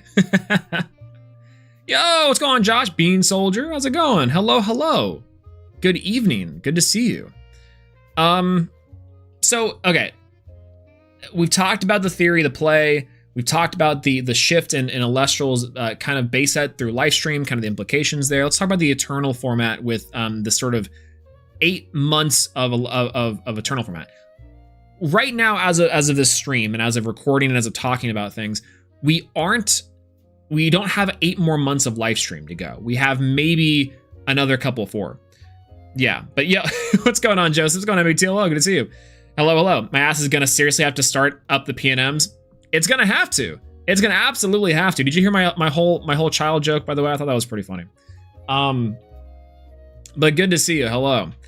We're talking about the current state of Elestrals, if you don't quite know. And so, like, I consider myself a whole child. Absolutely. My God. Ridiculous. I would hope that you're a Rothschild. Well, anyways. So Eternal formats, we're not quite 8 months in, right? We have only a couple more until Sunstrike's realistically released. I think people look at the being like, oh, well, I've already quote unquote suffered enough through things, is like the half glass empty sort of experience or feeling of the Lifestream Eternal format. And because we've had 4 different versions of Lifestream, again, Kissimmee, post Kissimmee, Like a Void, and post Like a Void, or in Worlds format, that's the current one we're in, that can feel very like different in its own self. And everyone has their own different flavor of Lifestream ice cream that they like. And for my purposes, I actually really liked post Kissimmee format. I feel like post Kissimmee format with some like tweaks is perfect for me. Surprise Swole Stream. Yo, it's kind of MG1. Good to see you. Hello. A new product since Lifestream also really hurts interest. Yeah. So let's talk about this a little bit here. The big things that quote unquote are like plaguing, quote unquote, plaguing's a really hyperbolic word. It's not really like the thing, but kind of hurting or afflicting the current malaise of the Elestrals like pulse. If you guys are coming into the stream just now and don't quite know what I'm doing, it's not quite as structured as a Professor Swolax as something I would be doing. But the big thing I'm trying to get down is I sat there and said to myself, I don't quite know if I have the pulse down on how to feel about Elestrals right now, the community, the gameplay, kind of all of it. I might just be old, but I like certain parts of it. I feel conflicted about other things, and I wanted to hear from y'all. So we've got, if you have hot takes, have things about how you feel, let me know, let me hear them in this chat box. We might revisit this concept again at some point in time if you want to do a viewer call-in. And let me know, and I think we can discuss it. We've got some really great points so far. But the thing that we're talking about now specifically, office hours, if you will, is that we have like we have a long time we've been playing Lifestream, and I don't know if it's the inconsistencies, quote unquote, with the different formats, how they've kind of felt. across the board that's really that I feel like is not necessarily like a big part of it. Right? Like I think that yes, that's true, but every card game kind of shifts and evolves that way. I think the Eternal format feels different and feels like there is a change here that's tangible in the way that, like, we mentioned it before in terms of the safe places to experience and engage with Elestrals as a brand or an IP. And I know that locals and a lot of like larger locals have started to slow down player interest across the board, and that can be because of gameplay, that can be because of support, that can be because of a lot of things, has started to dwindle a little bit. That I think can make the wait for things to occur in Elestrals worse. That's not to say that's like at the fault of like Elestrals as a brand, as an IP, and even as like us as players. Like sometimes that just is how it is, and the manufacturing weight for like the Sunstrike, for example, is out of control of most anybody. In a lot of ways, and in some ways, it's just like for the betterment and improvement of the game in a lot of ways. So, I think that's like something to note is that the Eternal format of Lifestream can feel longer and feel maybe a little bit worse, but there might just not be anything to do about that. And maybe that feels bad. Maybe that feels like powerless. Maybe that feels like there is a little bit of a part of the ennui of the malaise that we are sitting here thinking to ourselves like, okay, well then now what? And we're in this holding period almost between something that I think people have already experienced, right? Like when the game first drops in the Lifestream edition, we got it, and now the sequel has to be better, has to be different, has to change. And does that require radical change? Does that, I think from a branding perspective, does that require additional things to play, additional sort of like things to engage with? If I can be real with y'all for a split second, my desk is full of like Elestrals cards, but it's also full of actual playing cards in a D20. And I'll give you a little bit of like a Swolax insight. I'm a huge nerd. Shocker, I know. But I've been playing a lot of Scoundrel. Y'all ever play Scoundrel? Do y'all know what Scoundrel is? If you're based, let me know if you've played Scoundrel or have seen this thing. It's real cool. And I've been getting really into, like, if you like roguelikes, if you like things to play, it's one player and it's super sick. And guess what? The D20 from Elestrals, the Elestrals like spin down is perfect for tracking health because it's 20. It's incredible. Yeah, use a poker deck. You take out kings and aces and for health and for weapons, and you play against your monsters, your things. It's super cool. I'd recommend it. You learn a video on YouTube in like 5 minutes. But I was thinking to myself, I'm like, this would be a really cool Elestrals game. Like, imagine if I could just pop on stream, play a version of this with, like, I don't know. Again, it's a very loose concept, but the idea is like, could I retrofit Scoundrel with Elestrals stats, artifacts, divine gods, power-ups, things, like how to balance that? Like the game designer in me is thinking to myself, like, that'd be a really cool product. Like an Elestrals micro game, if you will. Like a way to engage with the brand in a different way that's not necessarily just like the Elestrals gameplay, but a different sort of micro interaction with the IP that is through the lens of, let's say, the Scoundrel rule set. And that's sort of like, that's a concept that I got really excited about. Because the different ways to engage with Elestrals in terms of like the brand is predominantly through the card game. Elestrals Awakened is coming out in a couple of years, which I think that's going to be huge. I legitimately am super excited for Awaken. I'm super excited for things to happen. I'm super excited for these like larger milestones. I think it's going to be hella fun. And like in the meantime, I'm like, would I play through like an Elestrals mod of a game like another monster catcher RPG, right? The answer is probably yes. And that's more of a community thing on that one. I don't think that should be internally developed. But the idea is that like again, it's almost like saying a yoink and twist. Super auto pets, but put Elestrals, and Elestrals like branding, put Elestrals like concepts, like things that are of Elestrals, and give them their own sort of design and twist that, again, trying to make your like yoink, twist, and original kind of thing.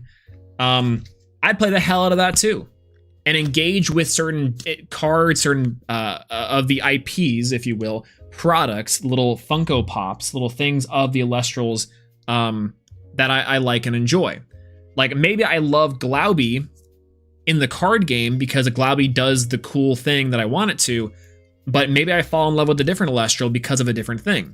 I think about that with Pokemon Pocket. I don't like Golden Go that much, but I've been playing this Golden Go deck in Pocket, and I'm like, wow, maybe I like this Pokemon. You know?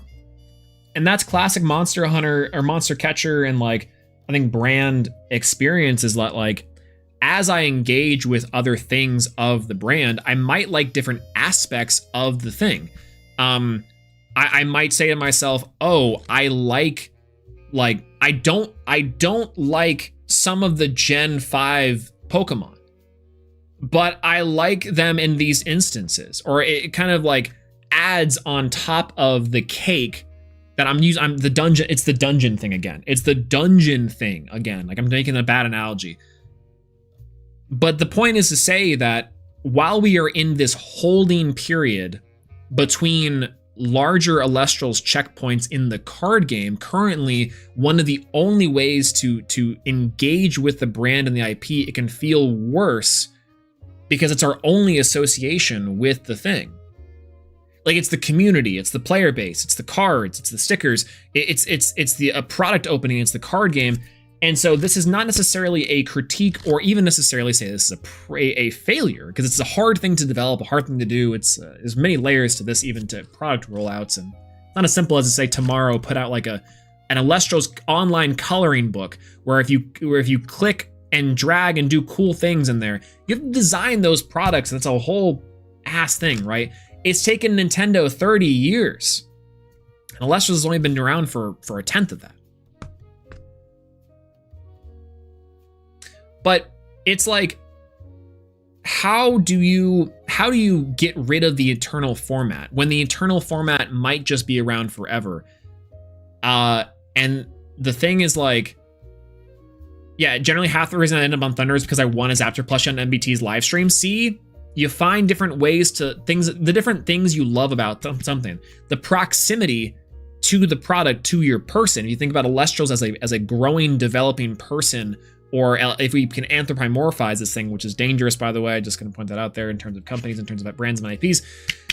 But the business brain in me says, how do you grow proximity to the different aspects of a thing to indoctrinate and to effectively sell product in a way that is both like positive, negative, and everlasting?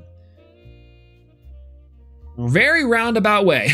Classic Swolax roundabout way of saying that like there's a much to do about nothing, I think, about the product delay. There's not a lot of things in our control to do except for engage if we want to. That's the 50-50. But if people are dissatisfied with the eternal format, then how do we do that? Do we have different types of formats in the actual the micro umbrella that is just engagement with the card game, if we're going with just the card game route? Is there supplemental material we can give to engage with Elestrals otherwise? And so that's the effect of two things, right?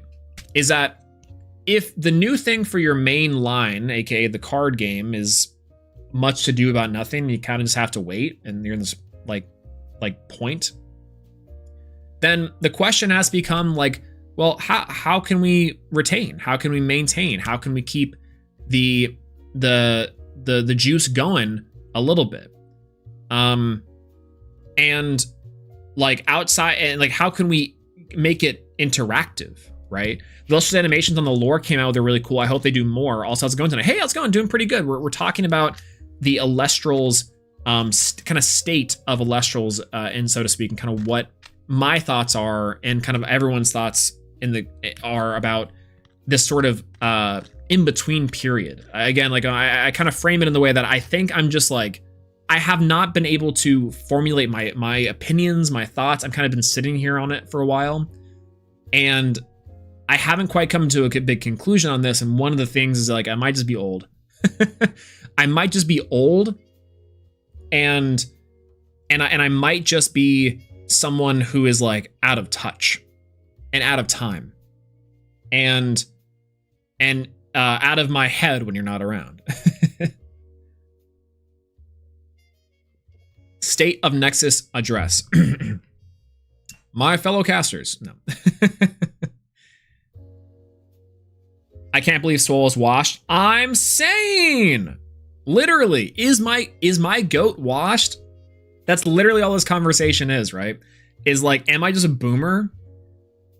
Has it been too long since I've cast Arcolith? Maybe, right? But yeah.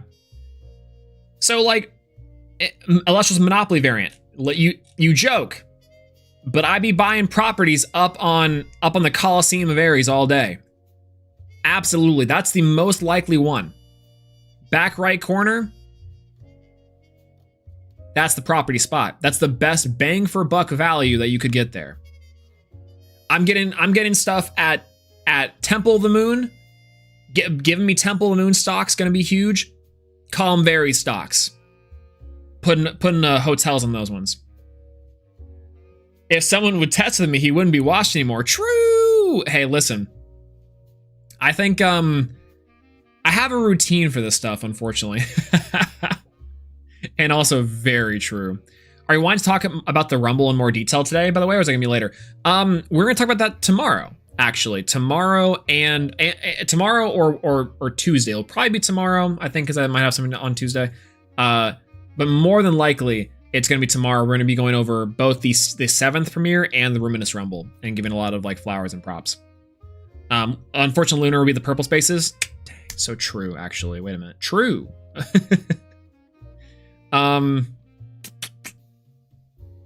Yeah. So I guess that's like, I don't necessarily see the Eternal format as necessarily a bad thing unless you're just super not into the gameplay. I don't think that, and in a weird way, I think, Dooms, and I know, like multigaming brought up here too, is that the Elestrals animations and the lore stuff is really cool in terms of a different way to engage and a different way to interact with the game. I think that's good to have as supplemental material for engagement, but the frequency in which and the like longevity that you can engage with that is fairly short. Unless it is let's say you release an Elestrals lore book and there's like a whole narrative and whole story and people are theorizing and they get attached to things, like that's the part of the marketing part that's like the marketing part that I think is really hard to convey, is how do you get people to latch on in the fandom sense to promote the like a long lasting impact upon both the brand and its consumer. Miniseries on YouTube would be dope. Legitimately, if they released like it would take a lot of money and time. Oh god, yes, again, this goes into like the business style Swolax things for a little bit, where it's like, yeah, the Elestrals anime, where it's like the money that you'd have to develop and spend and the time that it would take to do that ultimately would be like, how worth it would that be? And the answer varies heavily. It varies so heavily, I think. Yeah, we do have the short stories, which could be something to extend a proper story with regular releases. They definitely have it in the background, right? Motion picture with narration, like the other stuff, is fine. Also true, you could go Lore Olympus wise. I think Lore Olympus does that too, right? Or they might not. I could be wrong. But yeah, I've been a writer at Elestrals for 2.5 years at this point. Through the highs and lows, I love this game. Who remembers Enigma that is Frostfall? Frostfall was sick. Shout out to Elestrals, or Elestrad Season 2, by the way. But yeah, right? Like in a way, that's part of it, right? Is that I feel as if I think we're all kind of in that same boat where we're all here, we all want to play, we're all like loving it. I think there's some people who have legitimately dropped or have been like kind of phased out, who've maybe been a little more on the fence about it. But it's definitely just a little complicated, right? A malaise, the ennui, the kind of unease that I think I personally have been feeling. I think we're back. Okay, cool. We like paused for a split second there as I was yapping, which is not important. The general gist there that I was saying is that yeah, well, I think that was on me. I don't know what that was about. There was nothing important. It was a couple seconds of me just yapping and saying the same 5 things over and again on the point.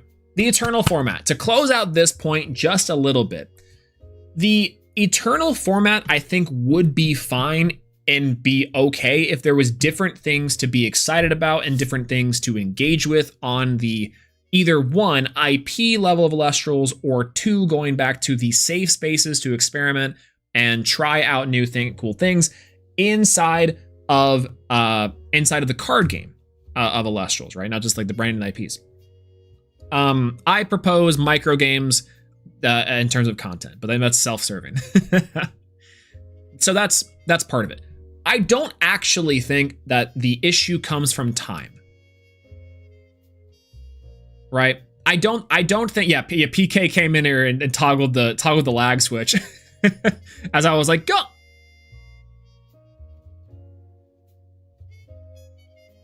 Scorch. And so like I think there is a level of time is not the issue. The delays can be a problem, they can be an issue, but there's solutions to engagement that I think and I fully trust that this team knows what they're talking about when it comes to engagement. Are you kidding me? Especially with the names they got in the background here working on the Elestrals, I think engagement is the least of their problems, or in terms of what they know how to do. Elestrals Dan when. See, a Circle the Sky format is definitely one that I know people really, really like, right? Again, yeah, Elestrals roguelike, like Slay the Spire. I was saying, hey, listen, the dungeon crawler would be sick. Super auto pets, but Elestrals skinned, right? There's ways you can do the yoink and twist in a very micro game level. Like, I hate to say it, but higher. I'm gonna say something really scary to the Elestrals team. Hire devs. Whoa, hold on, wait, before you freak out. For like a weekend, or like a month and a half to like make a quick game experience, like a roguelike or something like that. That's not card game based. Elestrals Game Jam. Listen, okay, here now you're talking. The Swolak, I was gonna say maybe I would host a tournament, but instead there's some smart people and there's some smart developers and designers out there. A 72-hour game jam. Law is free at the moment, from what I can tell. An advertisement out there, put some like reward or monetary shenanigans to it. Make the best Elestrals roguelike you can. We'll play all of them on stream. You know what? Never mind. I'm Clever Plant. We're taking that one. Give me a month. Give me a month or two, maybe post Worlds, as we're sitting in that. We'll cook with that concept. We'll get the community's greatest minds together to give us something to do in the meantime, and that might be it. That sounds cool to me. See, that my eyes light up at that because I'm like, wait a minute, now you're cooking. Now we're really cooking with product design. In the most non-copyright way possible.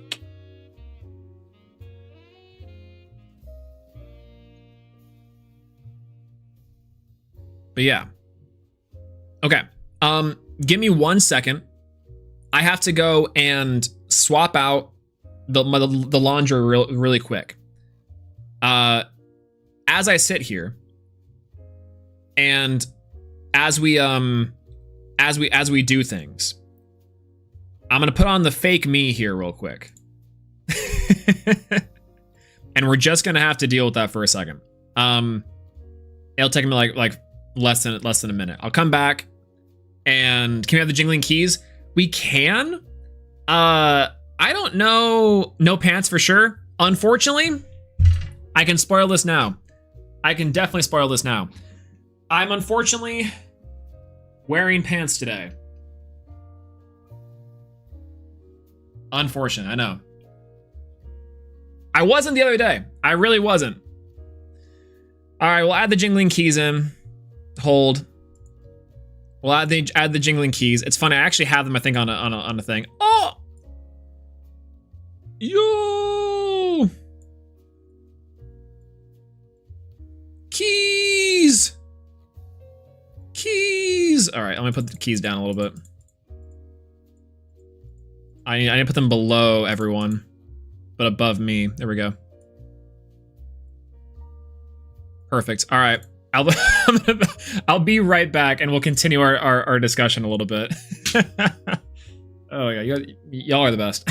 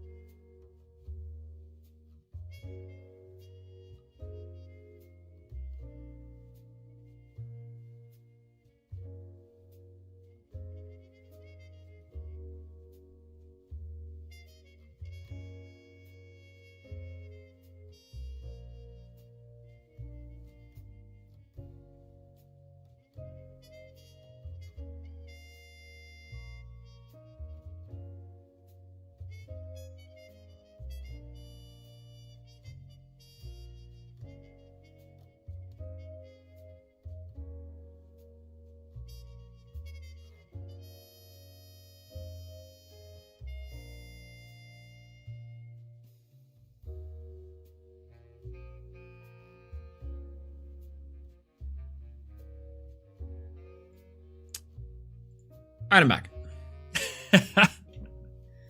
All right, I'm back. All right. So, if you guys are here, if y'all are here for the first time, and we're back from our post getting some water and our laundry break, as I'm doing that in the background. The point of the stream, and I want to kind of reiterate as we're getting into our critiques and our other things of Elestrals, is I have felt like there is a little bit of a holding period. And part of it's from my own thoughts. I was not quite sure if it's just me or if people felt the same way. It feels like I might just be old. I might just be washed. Maybe the format does have its benefits and its negatives. Maybe I don't know how to feel. Maybe things are more complicated than just thing good, thing bad. And that's always the case. I feel like the complications, the sort of history behind Lifestream specifically in this office hours, we'll have to revisit at some point in time. But for now, you know, it does kind of play into the fact that we have a shifting of design, that the impact has been really felt in the way that base set to Firestorm has felt like a certain chapter of Elestrals, and now Lifestream onward is a completely separate chapter. I think I'd argue that the game of Elestrals currently is more like Elestrals past than it is Elestrals like maybe a couple months ago. You know, the ghost of Bob Marley and everything has visited us and gifted us with Fives format yet again. And in some ways, it's just different. Right? Yeah, I think the format has just no excitement to it, even if it's healthy. As far as I know, we haven't had anything stay so long other than bears. Also fair. The short version: everyone has a reason to feel disquiet right now, regardless of their particular concern, and the fixes are future promises that haven't come to pass yet. I feel like we'll fix a lot of that, but we have to ask people to sit here and wait for something good to happen. That doesn't always land. Yeah, kind of, right? I think that's, and again, you know, I know Hat and the team are doing God's work at the moment of just like developing and laying the groundwork again in a way that I can also help maybe recontextualize this from a like more like internal standpoint. Is Elestrals laid a lot of groundwork, but it kind of got, there was a big earthquake. Even though it's limited, they opened it, right? God forbid they had the spirits to activate it. Say the thing, yeah. But when that foundation kind of gets cracked in a lot of ways, or things that you were building and projecting out on top of the foundational stuff, it comes with a little bit of having to do the housework. You hire the contract. This is another metaphor. Swolax, stop. There is, like, you have to hire the contractors. You have to get the building materials. You have to sign the contracts. You have to be able to have the funds to sign the contracts and to get more people on board. You have to get the inspectors to pass off on that. You have to get new people involved and old people out. You have to say, oh, this worked, this didn't. You have to have a large internal team while also keeping the thing going. In a lot of ways, and this is another metaphor, you're flying the plane while trying to fix it, right? You're repairing the plane while trying to fly it. There we go. There's like a billion metaphors here we could say. I got one for everything. Hire the contractors to renovate my opponents into a dungeon. True. With the cake on top of that. And in a lot of ways, it's like an onion. Imagine a burger. Elestrals is like a burger. Perfect. Yeah, see, the game of that's so good. So good. Man, am I really the Imagine a Burger guy? Like, but replace burger with like whatever metaphor I'm trying to get across, the over explaining of like the things. That's kind of true, right? That's awesome. That's so funny. A fish into 2 slices of white women, true.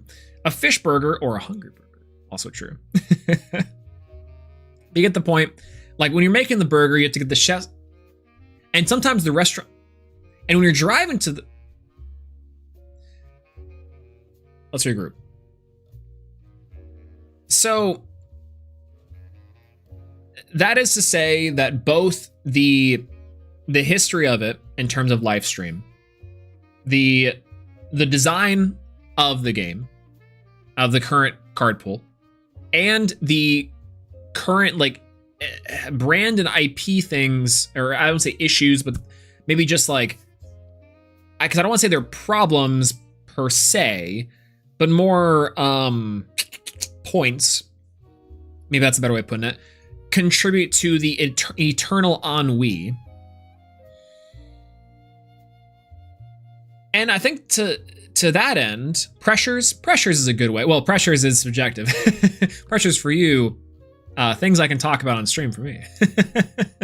But no, absolutely right. The things again, structurally, the mind map of the Elestrals Lifestream brain dump that we have here is both that the proc delays and otherwise, as we're kind of rounding back to that, I don't think would be as bad or be as, like, I don't know, unengaging, if it will be, if there was other aspects that you could engage with. It's kind of the problem that I see personally. But again, I'm not a brand manager anymore. And when I was, it was for a very short time.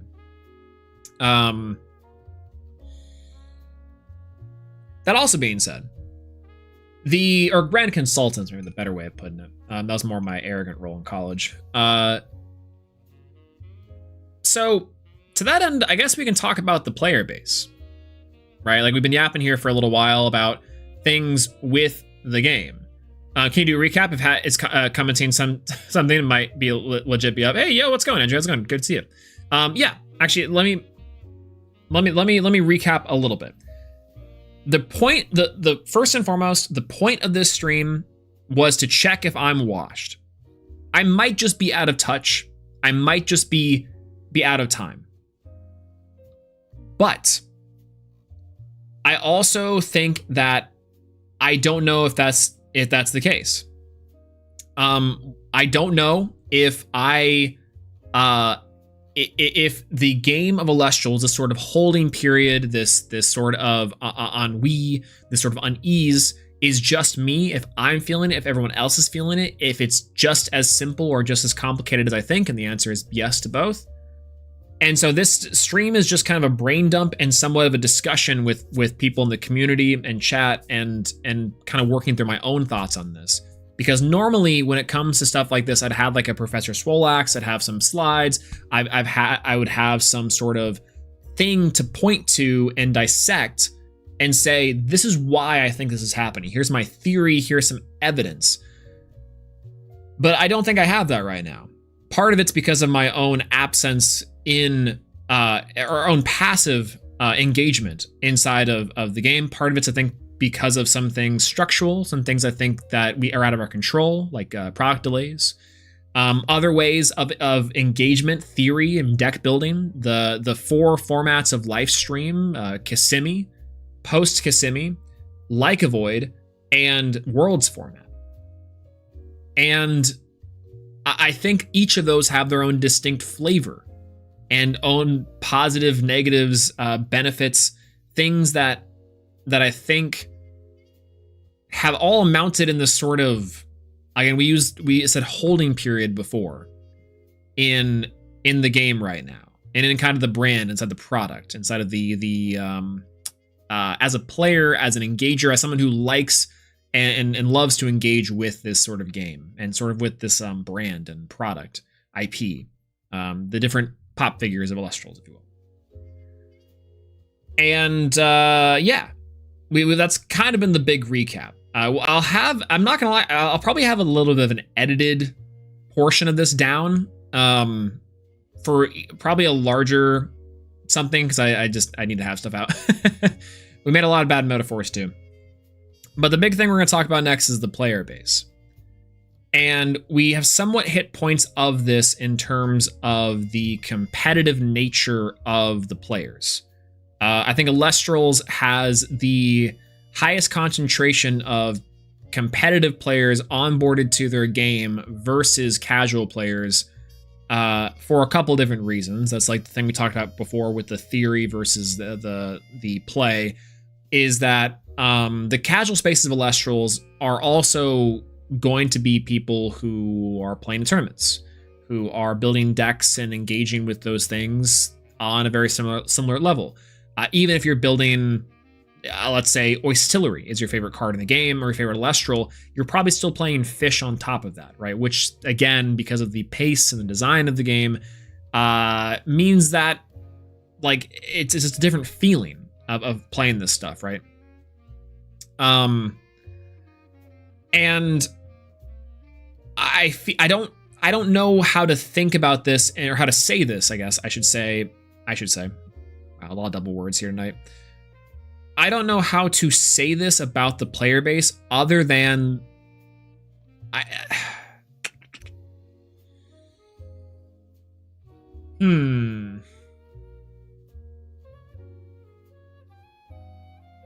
I think on some levels it's hard to not engage with the game that way.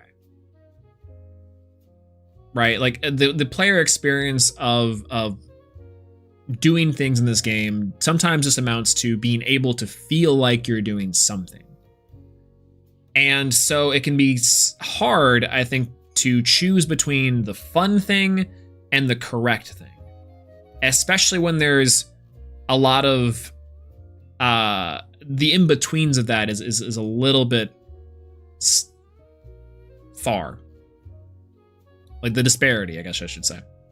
Until that some more casual players, there isn't a lot of space for casuals outside of premieres. There's a lack of locals and lack of spaces. Yeah, we kind of touched on that specifically, is that there's not a lot of space to safely engage with the game on a level that would be, I guess, better for onboarding a lifelong player on the casual level in terms of engagement.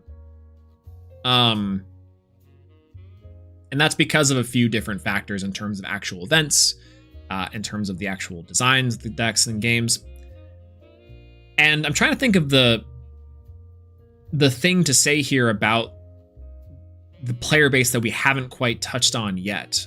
And I'm forgetting the point that I was trying to make with, this is part of being an old man, with the engagement of it. Because it's not even just necessarily about the play, but also maybe about how we talk about, how we play, how we show it. And part of that's also maybe on me. And by me, I mean content creators. I mean like our streamers. I mean our prominent figures, our prominent personalities in the game. And it's like showing the way that Elestrals, and like why I love Elestrals, why we love Elestrals, why players and people and personalities in the game get together and do fun, cool things together. And I think sharing that sort of love with the wider player base can be difficult in times like this. Like this might also be like a woe is me, poor little rich girl scenario where I'm just like, oh, but think of the shareholders, like, you know, hi, your content creators. As I'm kind of barely one at the moment. But if it ever feels hard to generate excitement, if it ever feels forced, if it ever feels, and I'm not saying it does right now, I'm kind of brain dumping a little bit, but I feel like that is an indicator of something. And maybe my own factor contributing to my personal ennui with like making stuff is I love to do the meta breakdowns. I love to do the deck building. I even love to do the playing, right? But in terms of like creating content for the game, in terms of creating the engagement or experimenting with that, I think Caleb doing the local vlogs has been incredible. I think that some of the deck profiles are cool. I think the idea of engaging with the game in that regard has been a lot of fun, and I've loved seeing them. And I'm really happy that they've been doing that because it shows like a different aspect and different way to engage with the game that shares a sort of love, reverence, and experience into the game that you might not have or other people might not have. And so there's a way that I think, in a similar way to why like I like to do the dissection streams, the breakdowns, the sort of fun experiments with the game. It's like showing what I find fun about Elestrals is engaging with that side of things, with showcasing what I love about the different tools, the different things that get me excited and hyped about the game. I love sharing that with people. And also yapping people's ear off and being a know-it-all. But that is, I think, very...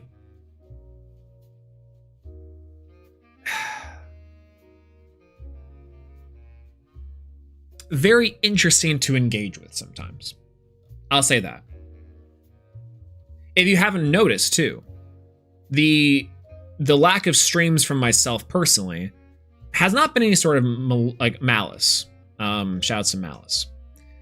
But mainly one, because of schedule, I'm sometimes busy. But two, the thought that I have is sometimes like, this would have to be a way to engage in a way that I think is genuine, is not cheap per se. Like, I'm not trying to put something out there, myself out there, or even showcase off things I like about the game that is a little more surface level. But again, that's kind of hard to describe in terms of like taste, I guess. Because I would love, because I always want to be genuine with y'all, but also when I'm sharing this game, when I'm sharing my experiences, my love for this, the ball up top, everything else like that, I want to be able to say that the person on the other side of the screen, hello there, or when I see you in person here in about a month, is someone who connects with that on a similar level. And I love that. I love that personally. And sometimes that can be hard to find a thing to pull out, to discuss, to create, and to engage with when it feels like there's not a whole lot left. Or that the effort it would take to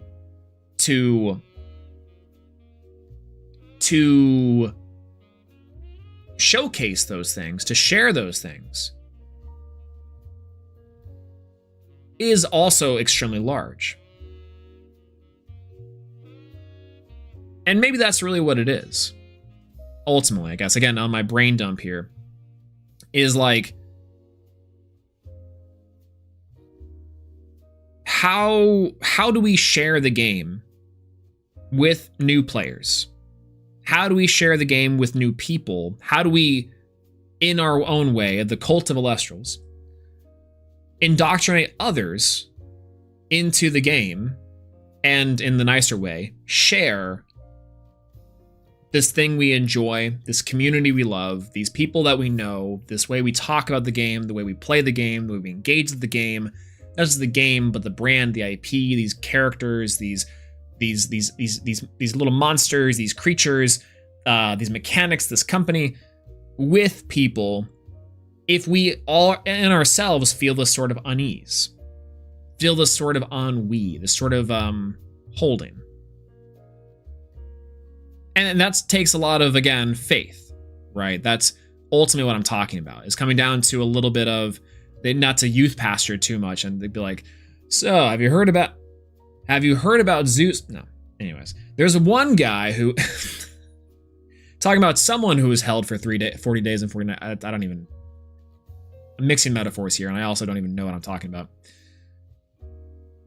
But that can be sometimes hard to convey, I think, right? Is how to share, to talk about, to engage with not only our existing players on these topics, but also bring in new people into that.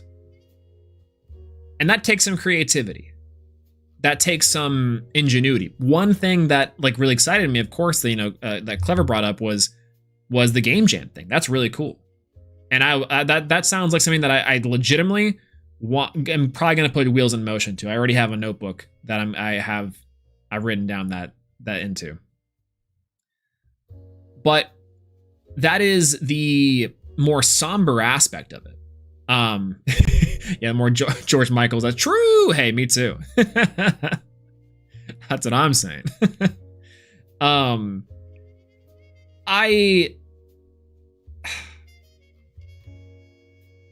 That's the way more difficult part, I think, is we can talk about the eternal format. We can talk about the history of Elestrals as it comes to it. We can talk about the fives, the fish, the ban list, what it's like in here.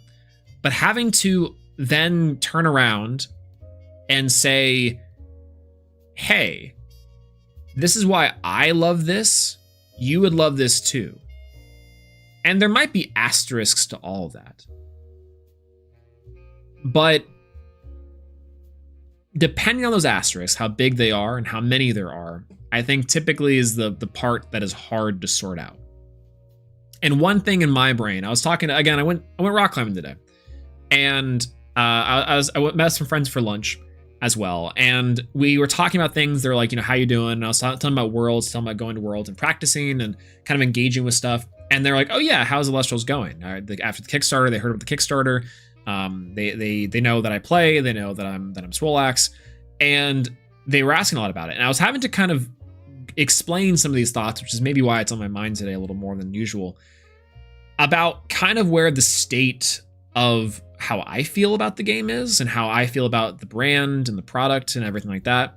And it's ultimately like very positive. I know we've kind of talked a lot about the complications and the things that have contributed to this sort of sense of unease, the sense of holding period. And I'm happy to say, and we've been yapping about it for 2 hours now, roughly, is that is a very real thing. Like, to give validation, I think, to people who feel that way, because I feel the same way too. I feel like there is this sort of like kind of holding. I'll say for me, holding less than unease, less than like unsureness, because I do ultimately believe in the team. I believe in the people behind it. I believe in this sort of world, this sort of monster like collection, and this sort of like the game itself, the gameplay. I like a lot of the aspects of this Fives Fish format. I love Lifestream as a whole.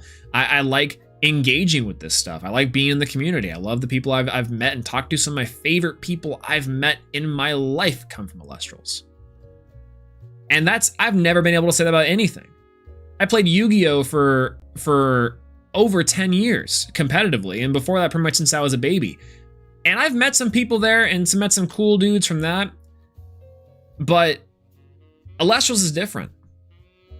It feels different. And for a lot of reasons, that's the case. And I think I want to and am going to always continue to believe in that. Not only because of the baked in transparency behind the company, the people behind it, the fact that it feels like things do change in impactful ways. And yeah, the Pope has a good point. It has soul. It feels like it's genuine. And I can't say that about its contemporaries. Even Pokemon, even Konami, people who are celebrating 30th and 35 and whatever year anniversaries. This game has only been, and this product, this IP, this idea, this concept was barely a thought when it wasn't even a thought like a couple of years ago. But it's real and it exists. It's a thing we can critique and talk about and play, and I think that's beautiful. It really is. And so, yeah, the catharsis is kind of the point, right? Like, I think ultimately things will be fine. Things will change. Things will be here for the better. There's things that you could probably do that are very actionable, that will have tangible impact. And there might be things that we just can't do, and things that we have to either stomach, have to hold out for, have to just say, well, that's just it, right? Like, what's the problem? Or we might have to speak up and say, no, this is an issue. And I think that we can trust on some level we'll be heard. I think there's definitely in this community I've known and have seen that there's people that will share our similar middle ground, or they'll just call us out on our whinging, right? Like that's been the experience I think I've had here, is that it feels different. And I think that's a very big thing about small communities, about these sort of micro niches, and of the nichest of nichest things ever, is it can feel very big, it can feel very personal, it can feel very all-encompassing, but ultimately it's, in terms of scale and perspective, it also can be very like it can also be good to take a second and say we're gonna be alright. We're gonna be alright. It's gonna be good. It's gonna be fine. Ultimately, you know, people will be here to hear you out. We'll be here to agree with you. We'll also be here to say, how can we help? How can we make this game better? How can we make this community better? How can we engage with the game, with its people, its content?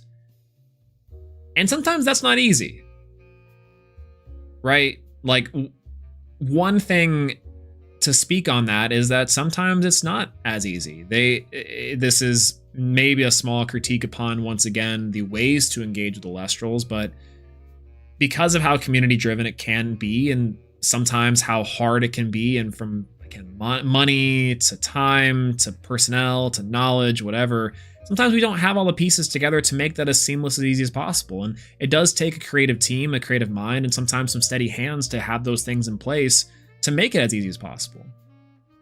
You know, sometimes we are different roles and different types of people inside of our own stuff. And, you know, you might be someone who's like, I'm just going to play the game and that's about it. That's perfectly okay. It might be someone that's like, yeah, I'm going to be an active participant. I'm going to throw together, you know, 4 tournaments that run till 4 a.m. And my name is Co-Banana Sunstrike, you know?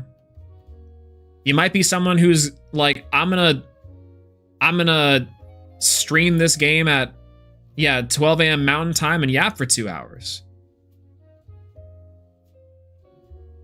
Right? Rumble implied. Let's go. But yeah, like, and there's so many people here that are also like, you know, I think sharing a similar sentiment of just really loving this community and loving like the things about it, the experiences that we've had, the shared time to spend together, talking, theorizing, messaging, being with each other. It feels very real and feels really personal. Again, kind of the strength of a small game and kind of the small IP and brand is it can be that way. And I feel like that's the start of something really beautiful, is that there's a lot here. Emotions can run very high. Emotions can also run very low. But one sentiment, at least I know a lot of people here still share, and if you're watching at this point, the VOD or otherwise, you know, I think that I think that it's a very special thing. At least that's what drew me to it, right? Like in a lot of ways. I do. There is a sentiment that that Elestrals is just the second hand of a few other of its contemporaries. And while it does wear its influences on its sleeve, I don't then necessarily think it's just a thing to do when those things don't give. I don't know about you, and to mix another metaphor inside of this, but you know, sometimes relationships can take work. Sometimes they can be easy as pie. And even the ones that take work, hey, listen, if it takes too much work, no one's going to be like, yo, you got to stay with this. It's the law. I mean, sometimes it is actually the law YGO, but I think that things change, things grow. Our relationships can be many relationships together at the same time. They can, over time, be these beautiful plants that we have to prune and water and garden. They can be friends, they can be lovers, they can be close companions, they can be 10 billion miles away, but they'll always be with us in some capacity. And I think Elestrals as an evolving card game, and as an evolving product, as an evolving brand, and especially as are on the kind of ground floor of this emerging IP and this emerging product, definitely are feeling the growing pains of that. But that's also beautiful. And we get to see that kaleidoscope in action, which I think is also really interesting. So, there's that.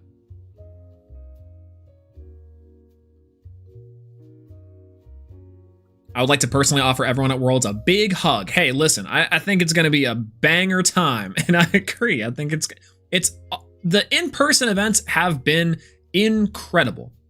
And I think that just speaks to the fact that everyone has this sort of shared excitement and shared love of it.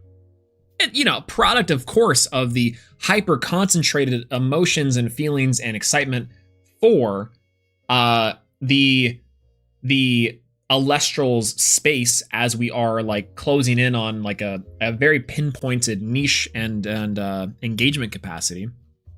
A lot of mumbo jumbo that is to say like we're a small community, and of course like the that can be very sometimes Ouroboros-y. Spoilers. But it's also, I think, more real than that. I think a lot of people, like, you can chalk it up to its most simplest, but I do think that's why it's got a spark. It's got legs. And also why it hasn't died. I think people forget that. I think people think to themselves, oh, this is over already. Despite the fact the thumbnail is clickbait, it's like, I don't know if you guys really know how hard and how crazy it is that Elestrals has even lasted this long. That's kind of a miracle when you think about it. I don't know. That's kind of cool. Like, it's insane. Love that we got train night at the venue too. I'm saying I cannot believe that the venue is going to be 45 minutes away from the venue. Anyways, that's my one joke I get to say about it. That's my one joke I get to say about that.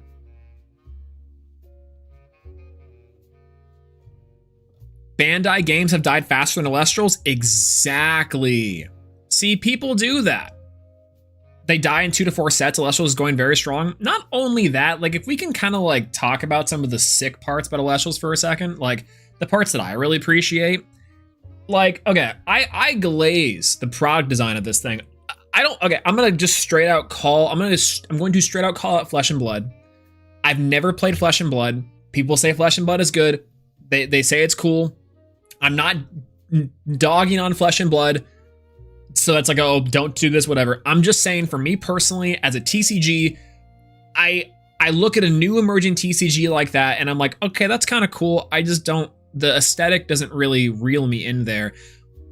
The first thing you see of, and this is to the product design, etc., like Elestrals walks, talks, and acts like one of the big boys, and that's been one of its largest strength by far.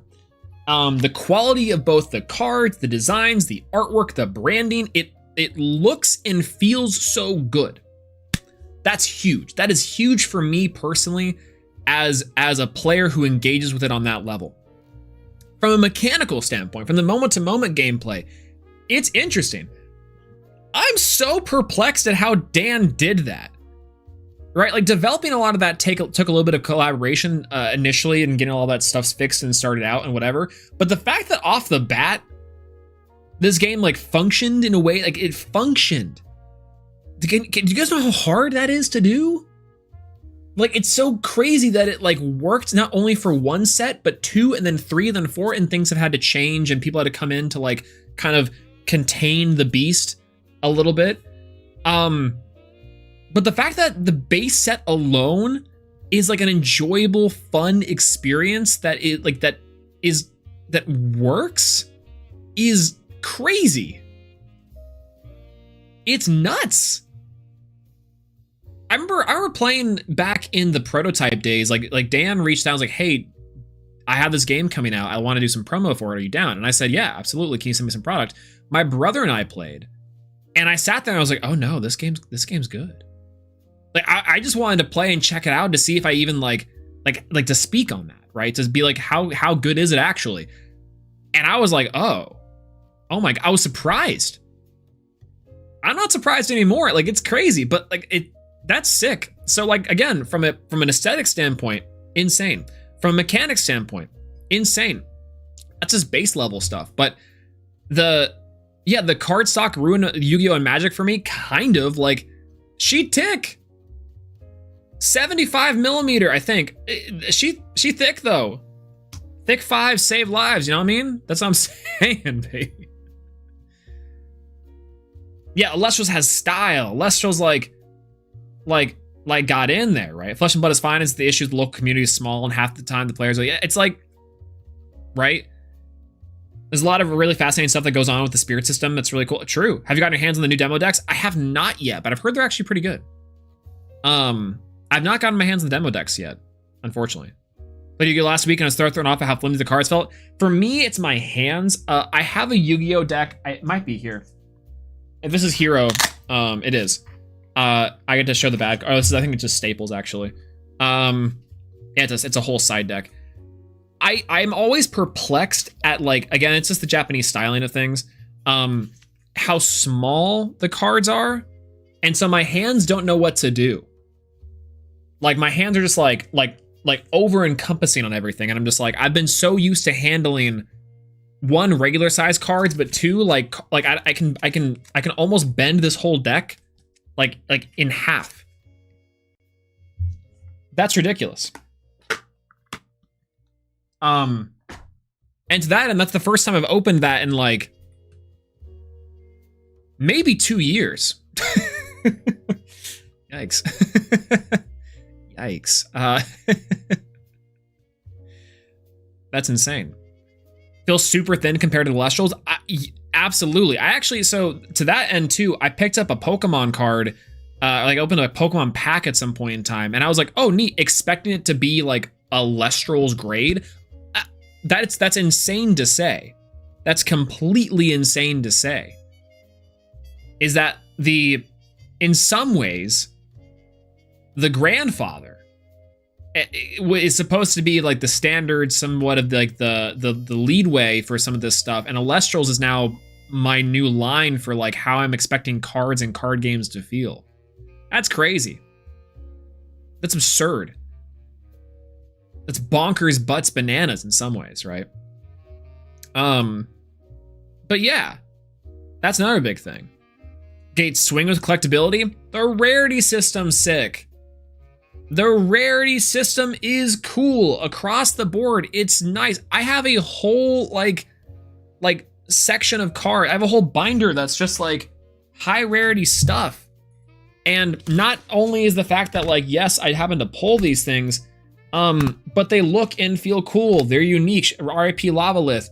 Like, it's so cool to have them and so cool to feel them. They're so well designed and great to look at. Even outside the high rarity stuff, the full arts are incredible. They did a banger job on the artwork across the board. Again, back to the design and kind of the feel and the show of it all. And the Elestrals designs are great too. I know the biggest complaint for a lot of people was like, oh, it's just Pokemon Light, or it's just Pokemon, but different. One, it's like people hearing jazz and saying, oh, this sounds like Persona. It's like, yeah, for sure. But, you know, I can understand because of a lot of the tiedness, the tied things to it. And the base set, you know, and even some things to do with like, with Frostfall, I can understand it. But I also just think, sure, like, but what of it? I guess. Like, I don't know. Maybe I just don't see it as hard, or I'm not always trying to say Astrabbit is just Pikachu, because it's not in very clear ways. But like, I don't know. That doesn't really like, that doesn't hold any water or permeate for me, I guess, anymore. And especially, and even at the time, it didn't really either. Like, the differences are way too big on the aesthetic standpoint. And I maybe just have a different type of attachment to the thing in the first place. So much so, like, when I look, I have like the big stack of stickers from the Shattered Stars, and like, I'm looking at these and I'm like, man, I love Jolton. I love little baby Jolton. I cannot wait to play more Jolton in the future. Like Crackid too, like Titanostock. Like, I have feelings about Titanostock, despite the fact that I don't like this card. Right? But like, I don't know. Sonicore, I was looking at this Sonicore and I'm like I was thumbing through the stickers and I'm like, are we gonna do Sonicore Champ? When is Sonicore gonna be good again? Like, I don't know.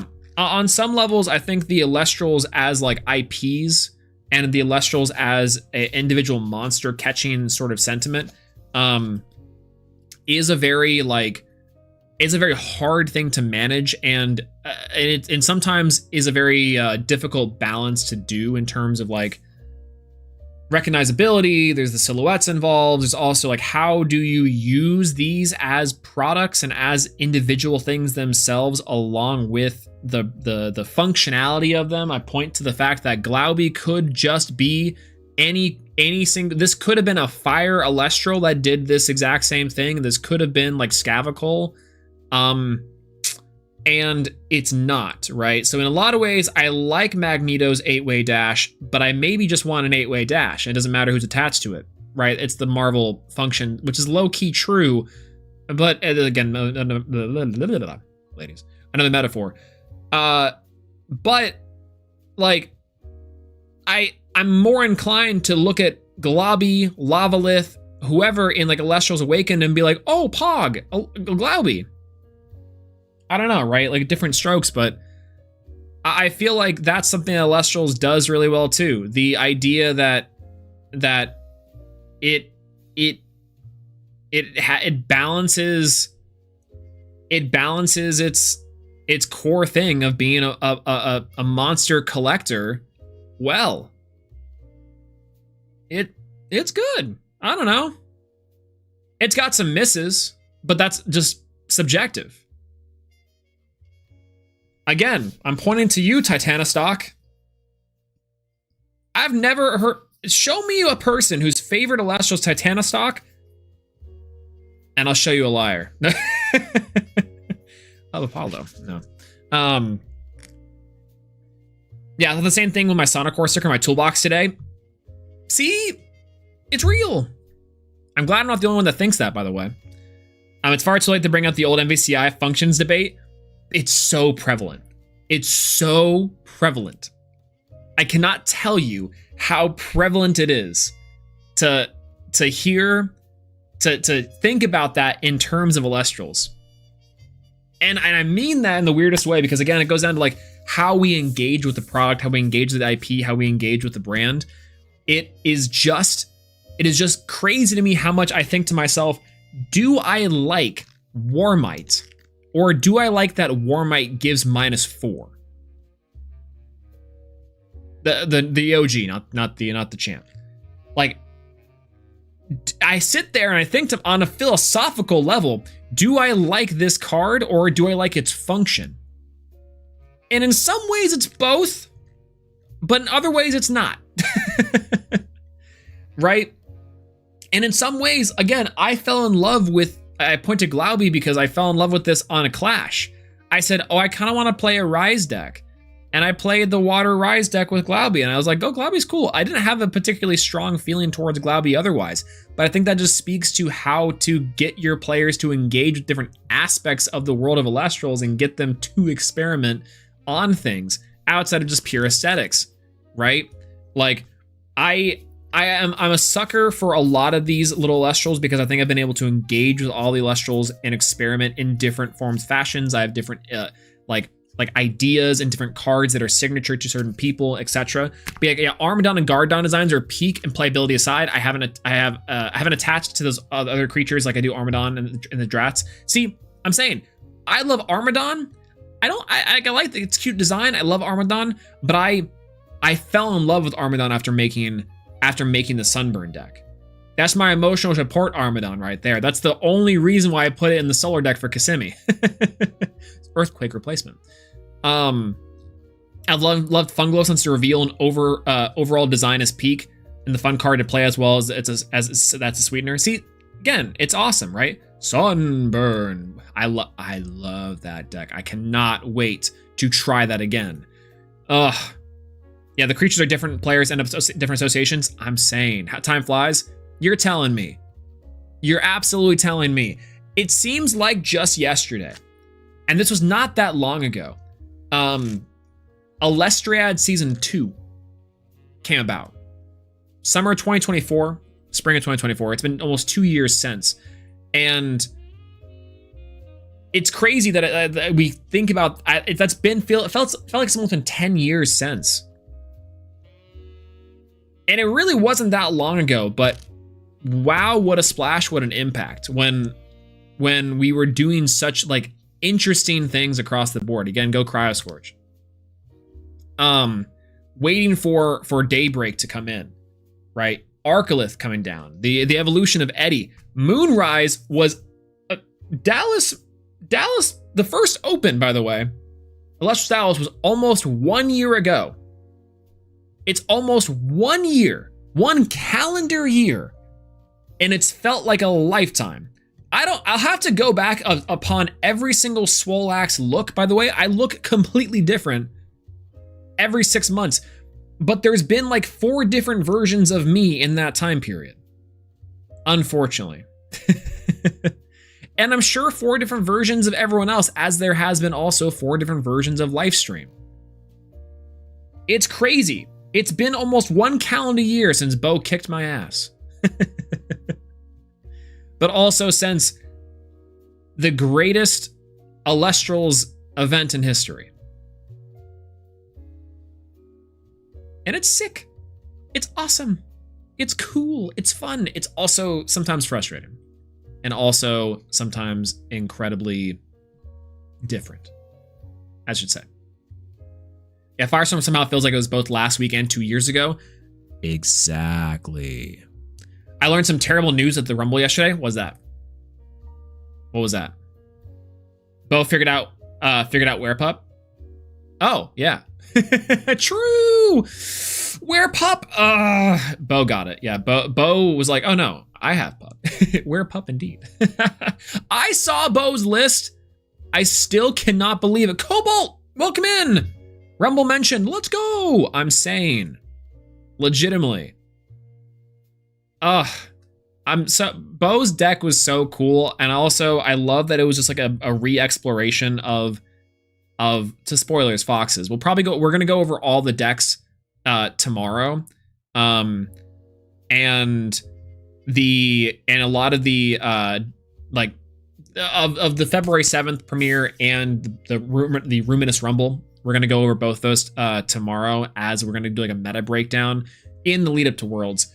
The first thing I wanted to do is kind of talk about and just clear the air and get the elephant of the room. We're addressing the eye woolly, if you will, of the current like feeling that I've had with the Elestrals, checking if I'm just washed or am I just out of touch? Am I out of time, out of my head, and I'm just old? Alternatively, does the rest of the community feel that way? And in some ways, apparently yes. In some ways, no. And in some ways, I think it's just definitely more complicated. We've kind of touched and addressed on a lot of that today, too. I finally played Hurricane. True. I know. Okay, so it's really funny. So I played Cobalt round 1. And I was like, I'll see you finals.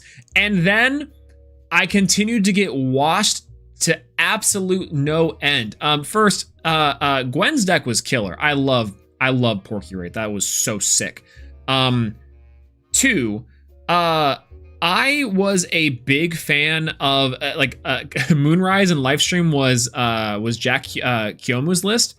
Kind of neat. I like that a lot too. I don't get how Fish is a good deck. I really don't. I was practicing it for Worlds. I was trying to get a little bit of in there. I'm like, yeah, I haven't played this deck. Like, what's about it? And again, it's taught me a lot about the format. It's taught me a lot in practice and also in this about how like there's just so much things here still. I don't know. I liked it. I liked the fact that it felt like some experimentation. I don't like some aspects of the format, but it was all right. Yeah, 5-0 versus Fish. It's the deck to beat, but also it's a very beatable deck. By searchable EQ, Hurricane, and Ambro are and that are also Nog is quite good. I agree. When I saw your list, I was like, yeah, the Lunar Control Toolbox, I think is a very cool deck, and I like it a lot. And especially in the hands of you, I was like, I can see exactly how these games came down. It was awesome. It's such a cool deck. It was sick. Yeah, drawing 2 every turn and spamming 5s is really busted. Playing Fish Mirrors was rough though. Won 4 of them. See, like it, and it's very real. Smoke screened into Fish with Terrasail. I saw the Terrasail list and I was so happy too. Oh my god! I was thinking about building Terrasail for this event and also Brontowisp. Those are my 2 big ones I wanted to take. Brontowisp ended up being like. It was just, maybe I would have had a better time. Maybe I would have been fine with it, but and maybe a different type of build, it would have been okay. But man, I wish I could have brought Bronto. Terrasail, though, was on my radar. And I thought about it, and I was like, oh, this is just fish with Terrasail. I should have just trusted my guy going with the Hermes. The Hermes Terrasail is the way to go. That is so good. P-Gus is low-key the best card in the game? Absolutely. Are you kidding me? 110%. I can't remember what card that I think maybe from, oh, there was something. There was some card that I can't remember what it was that I saw recently. I was like, oh, this is gonna break P-Gust in half. And God, maybe it was Lifestream. Maybe it was a Sunstrike card. But wow, what deck is Fish? Fish is the Aepharos Champion of Aphrodite deck. It's a very simple deck. This is the deck I brought yesterday, and it's like I hate to say it's a very like when you build the deck, it's very straightforward. Is maybe the nice way of putting that versus saying it's like I would joke and be like, oh, it's very ignorant to build. You put in 3 copies of pretty much all the best cards you can think of, and every single fifth. The Fish of Aepharos, Champion of Aepharos. You can throw in the Foamies in there, Aphrodite, Gorgons, PTA, Shield. There's Argos in here too, which, you know, maybe could be Spice, maybe could not be Spice. And the deck is just insane. It's a fully functioning, super competitive, very real deck. That unfortunately is also very easy to play against and to beat in a lot of cases. And so I think Fish is the colloquial name for the idea that you can get out like your Magneros into your Aepharos, which is both the OG and the champion versions, and you can gain a lot of tempo, value, and spam out these guys. Very strong, very powerful, and I get why people are like unsatisfied. I think this deck is completely fine. It's also Freelo. Anyways, maybe I'm Freelo. But I don't know. One backer, right? Falcon, true. I really don't like fish mirrors. Usually, I feel draw power gives me options to outplay the mirror against the best players. Doesn't seem to have the room for that skill expression. I think that the best decks in the room are the toolbox decks, and I feel like fish is a different type of toolbox deck. It's mainly the one thing I've been learning about this format is that like the things that I feel are really good just have every option available to them, and fish is definitely one of them. It's just the strengths and weaknesses of that toolbox that I think is going to be the difference maker.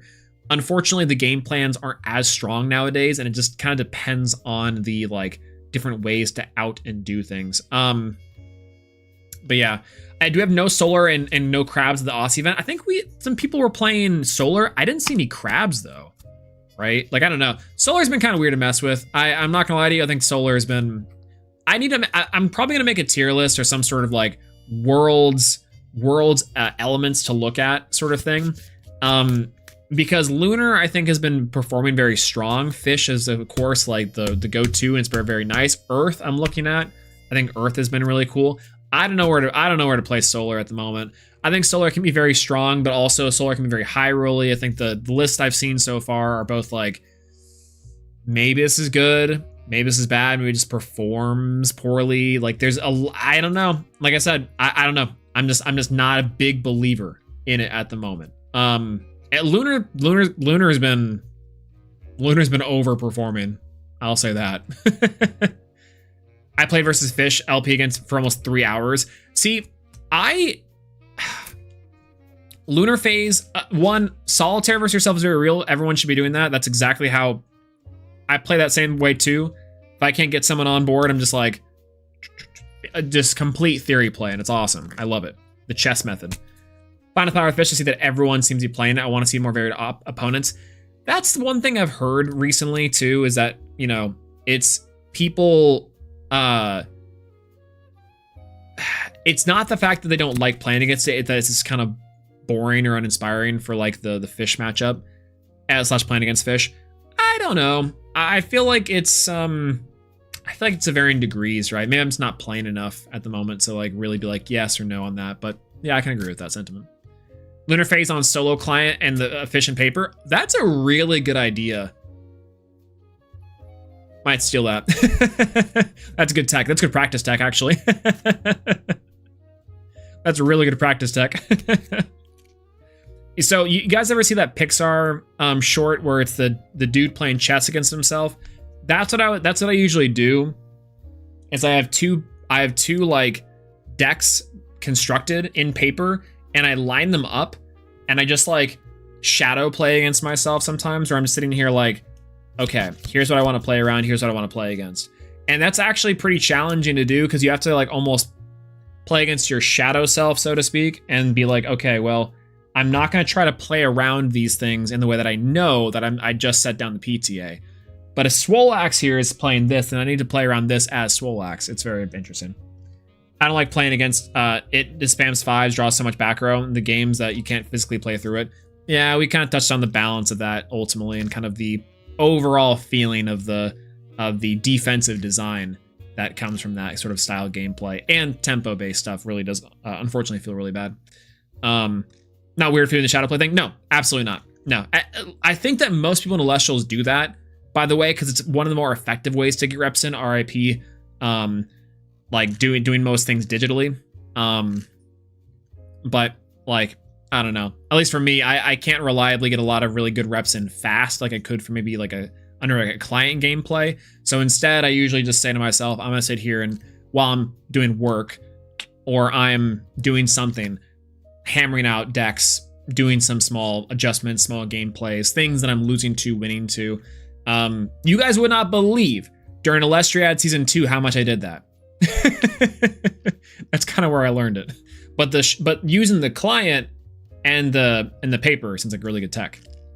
So yeah, gold fishing been tried to true method for about 30 years now. Yep, gold fishing sounds sick, and also very accurate to what the existing meta is like. Anyways,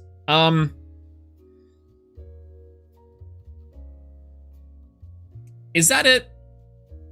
I feel like we've covered a lot. So to wrap it up a little bit, one, thank you for going on this journey with me.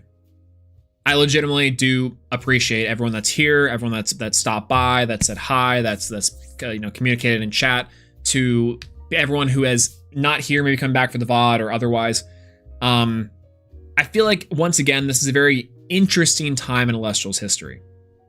Not only because the Lifestream format is so different and varied from its initial inception, the extended base set theory, etc., but also because we've been living in Lifestream for a long time, and this particular chapter of Elestrals history is just so different and just so difficult, I think, to manage in terms of like what's going on, who's there, and how things have formed out. There's both been structural things,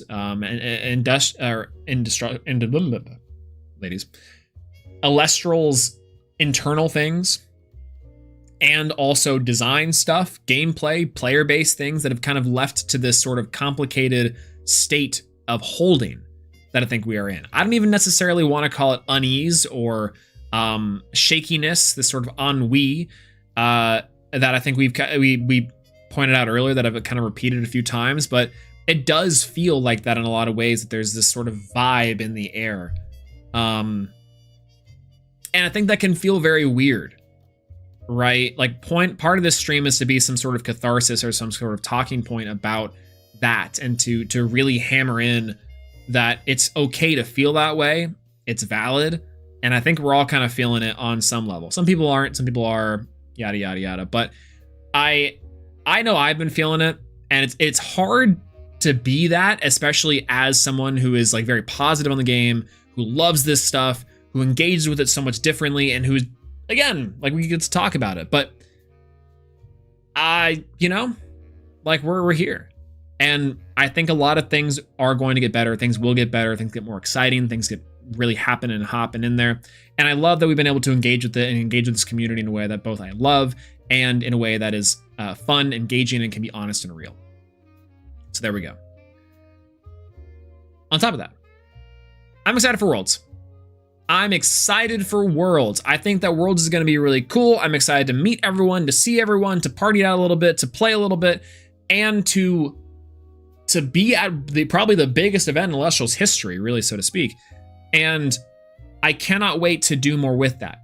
With that being said, tomorrow is going to be a deck stream. We're going to be looking at the decks from February 7th and the Ruminous Rumble to kind of get an all-encompassing look at the world's meta that we'll be seeing coming up, so keep an eye out for that.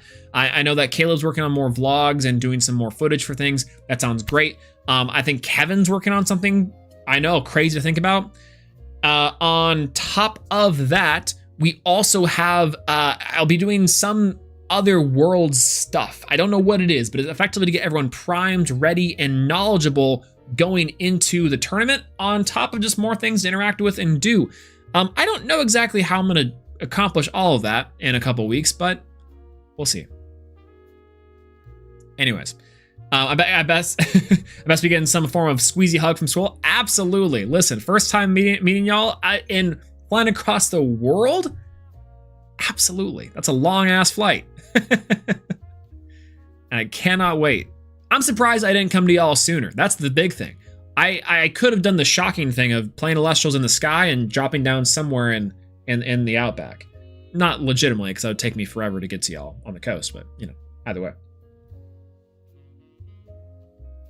Sounds like a good welcome. Hey, absolutely. I'm looking forward to seeing everyone, to meeting everyone. That's my number one thing about Elestrals Worlds is being there with people, hanging out, having a great time. And, you know, like, as much as Fish has been Fish, as much as things about the format that I can maybe point to and be like, whatever, I've actually liked a lot about that too. And the gameplay stuff of it's going to be really sweet. I'm excited to see everyone, I'm excited to do things.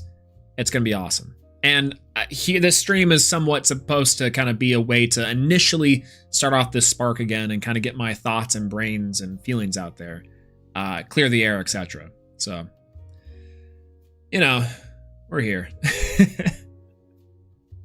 Either way. Okay, I am going to go get a late night snack. I've actually had a lot of food today, but and again, the rock climbing is really great too. But my coffee's done. I'm gonna go play some vampire crawlers. Actually, that sounds like a lot of fun to me. And I'm gonna go and get some snacks. I'm gonna finish up some laundry, get these sheets on the bed, get a big old nap in too. And I hope to see y'all again sometime soon. Thank you so much for being here. If you are here, thank you so much for hanging out, for yapping with me. It's almost been 3 hours of just straight my face talking about the Elestrals card game and Elestrals IP, the brand, etc. I'm probably gonna be chopping this down into a shorter video. I don't know when that's gonna go up. I have no clue what that's gonna be. Probably sometime this week, just again clear the air. But sounds like a terrible Yu-Gi-Oh deck. Honestly, I agree. But I love Shocker, I love the Crawler deck. The Crawler deck is a Swolax deck. I loved the Crawler deck so much. It's so bad, but amazing. Anyways, either way. I hope to talk to y'all sometime soon. I will see you at Worlds. If I do not see you in that time period, I'll definitely see you out for other things. And we'll go from there. Have you played Mugenics yet? I haven't. I have heard to try it. I don't know if we'll see on Mugenics. We'll absolutely see, because I heard it's good. I know of people that really like that game, but I don't know. I'm also bad at tactical RPGs, to be fair. Not that bad, but maybe a little bit. Anyways, all right. Have a great night, everyone. Thank you so much for being here. If you are here, make sure to leave a like, all that good stuff for the algorithm, yada, yada, yada. Eat something. Take care of yourself first and foremost. Thank you so much for talking with me and for yapping with me tonight.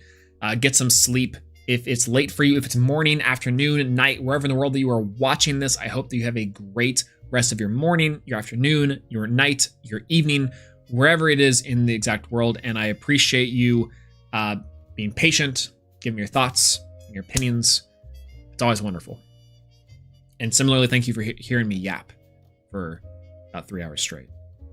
So I'll talk to you later. Peace out and good night.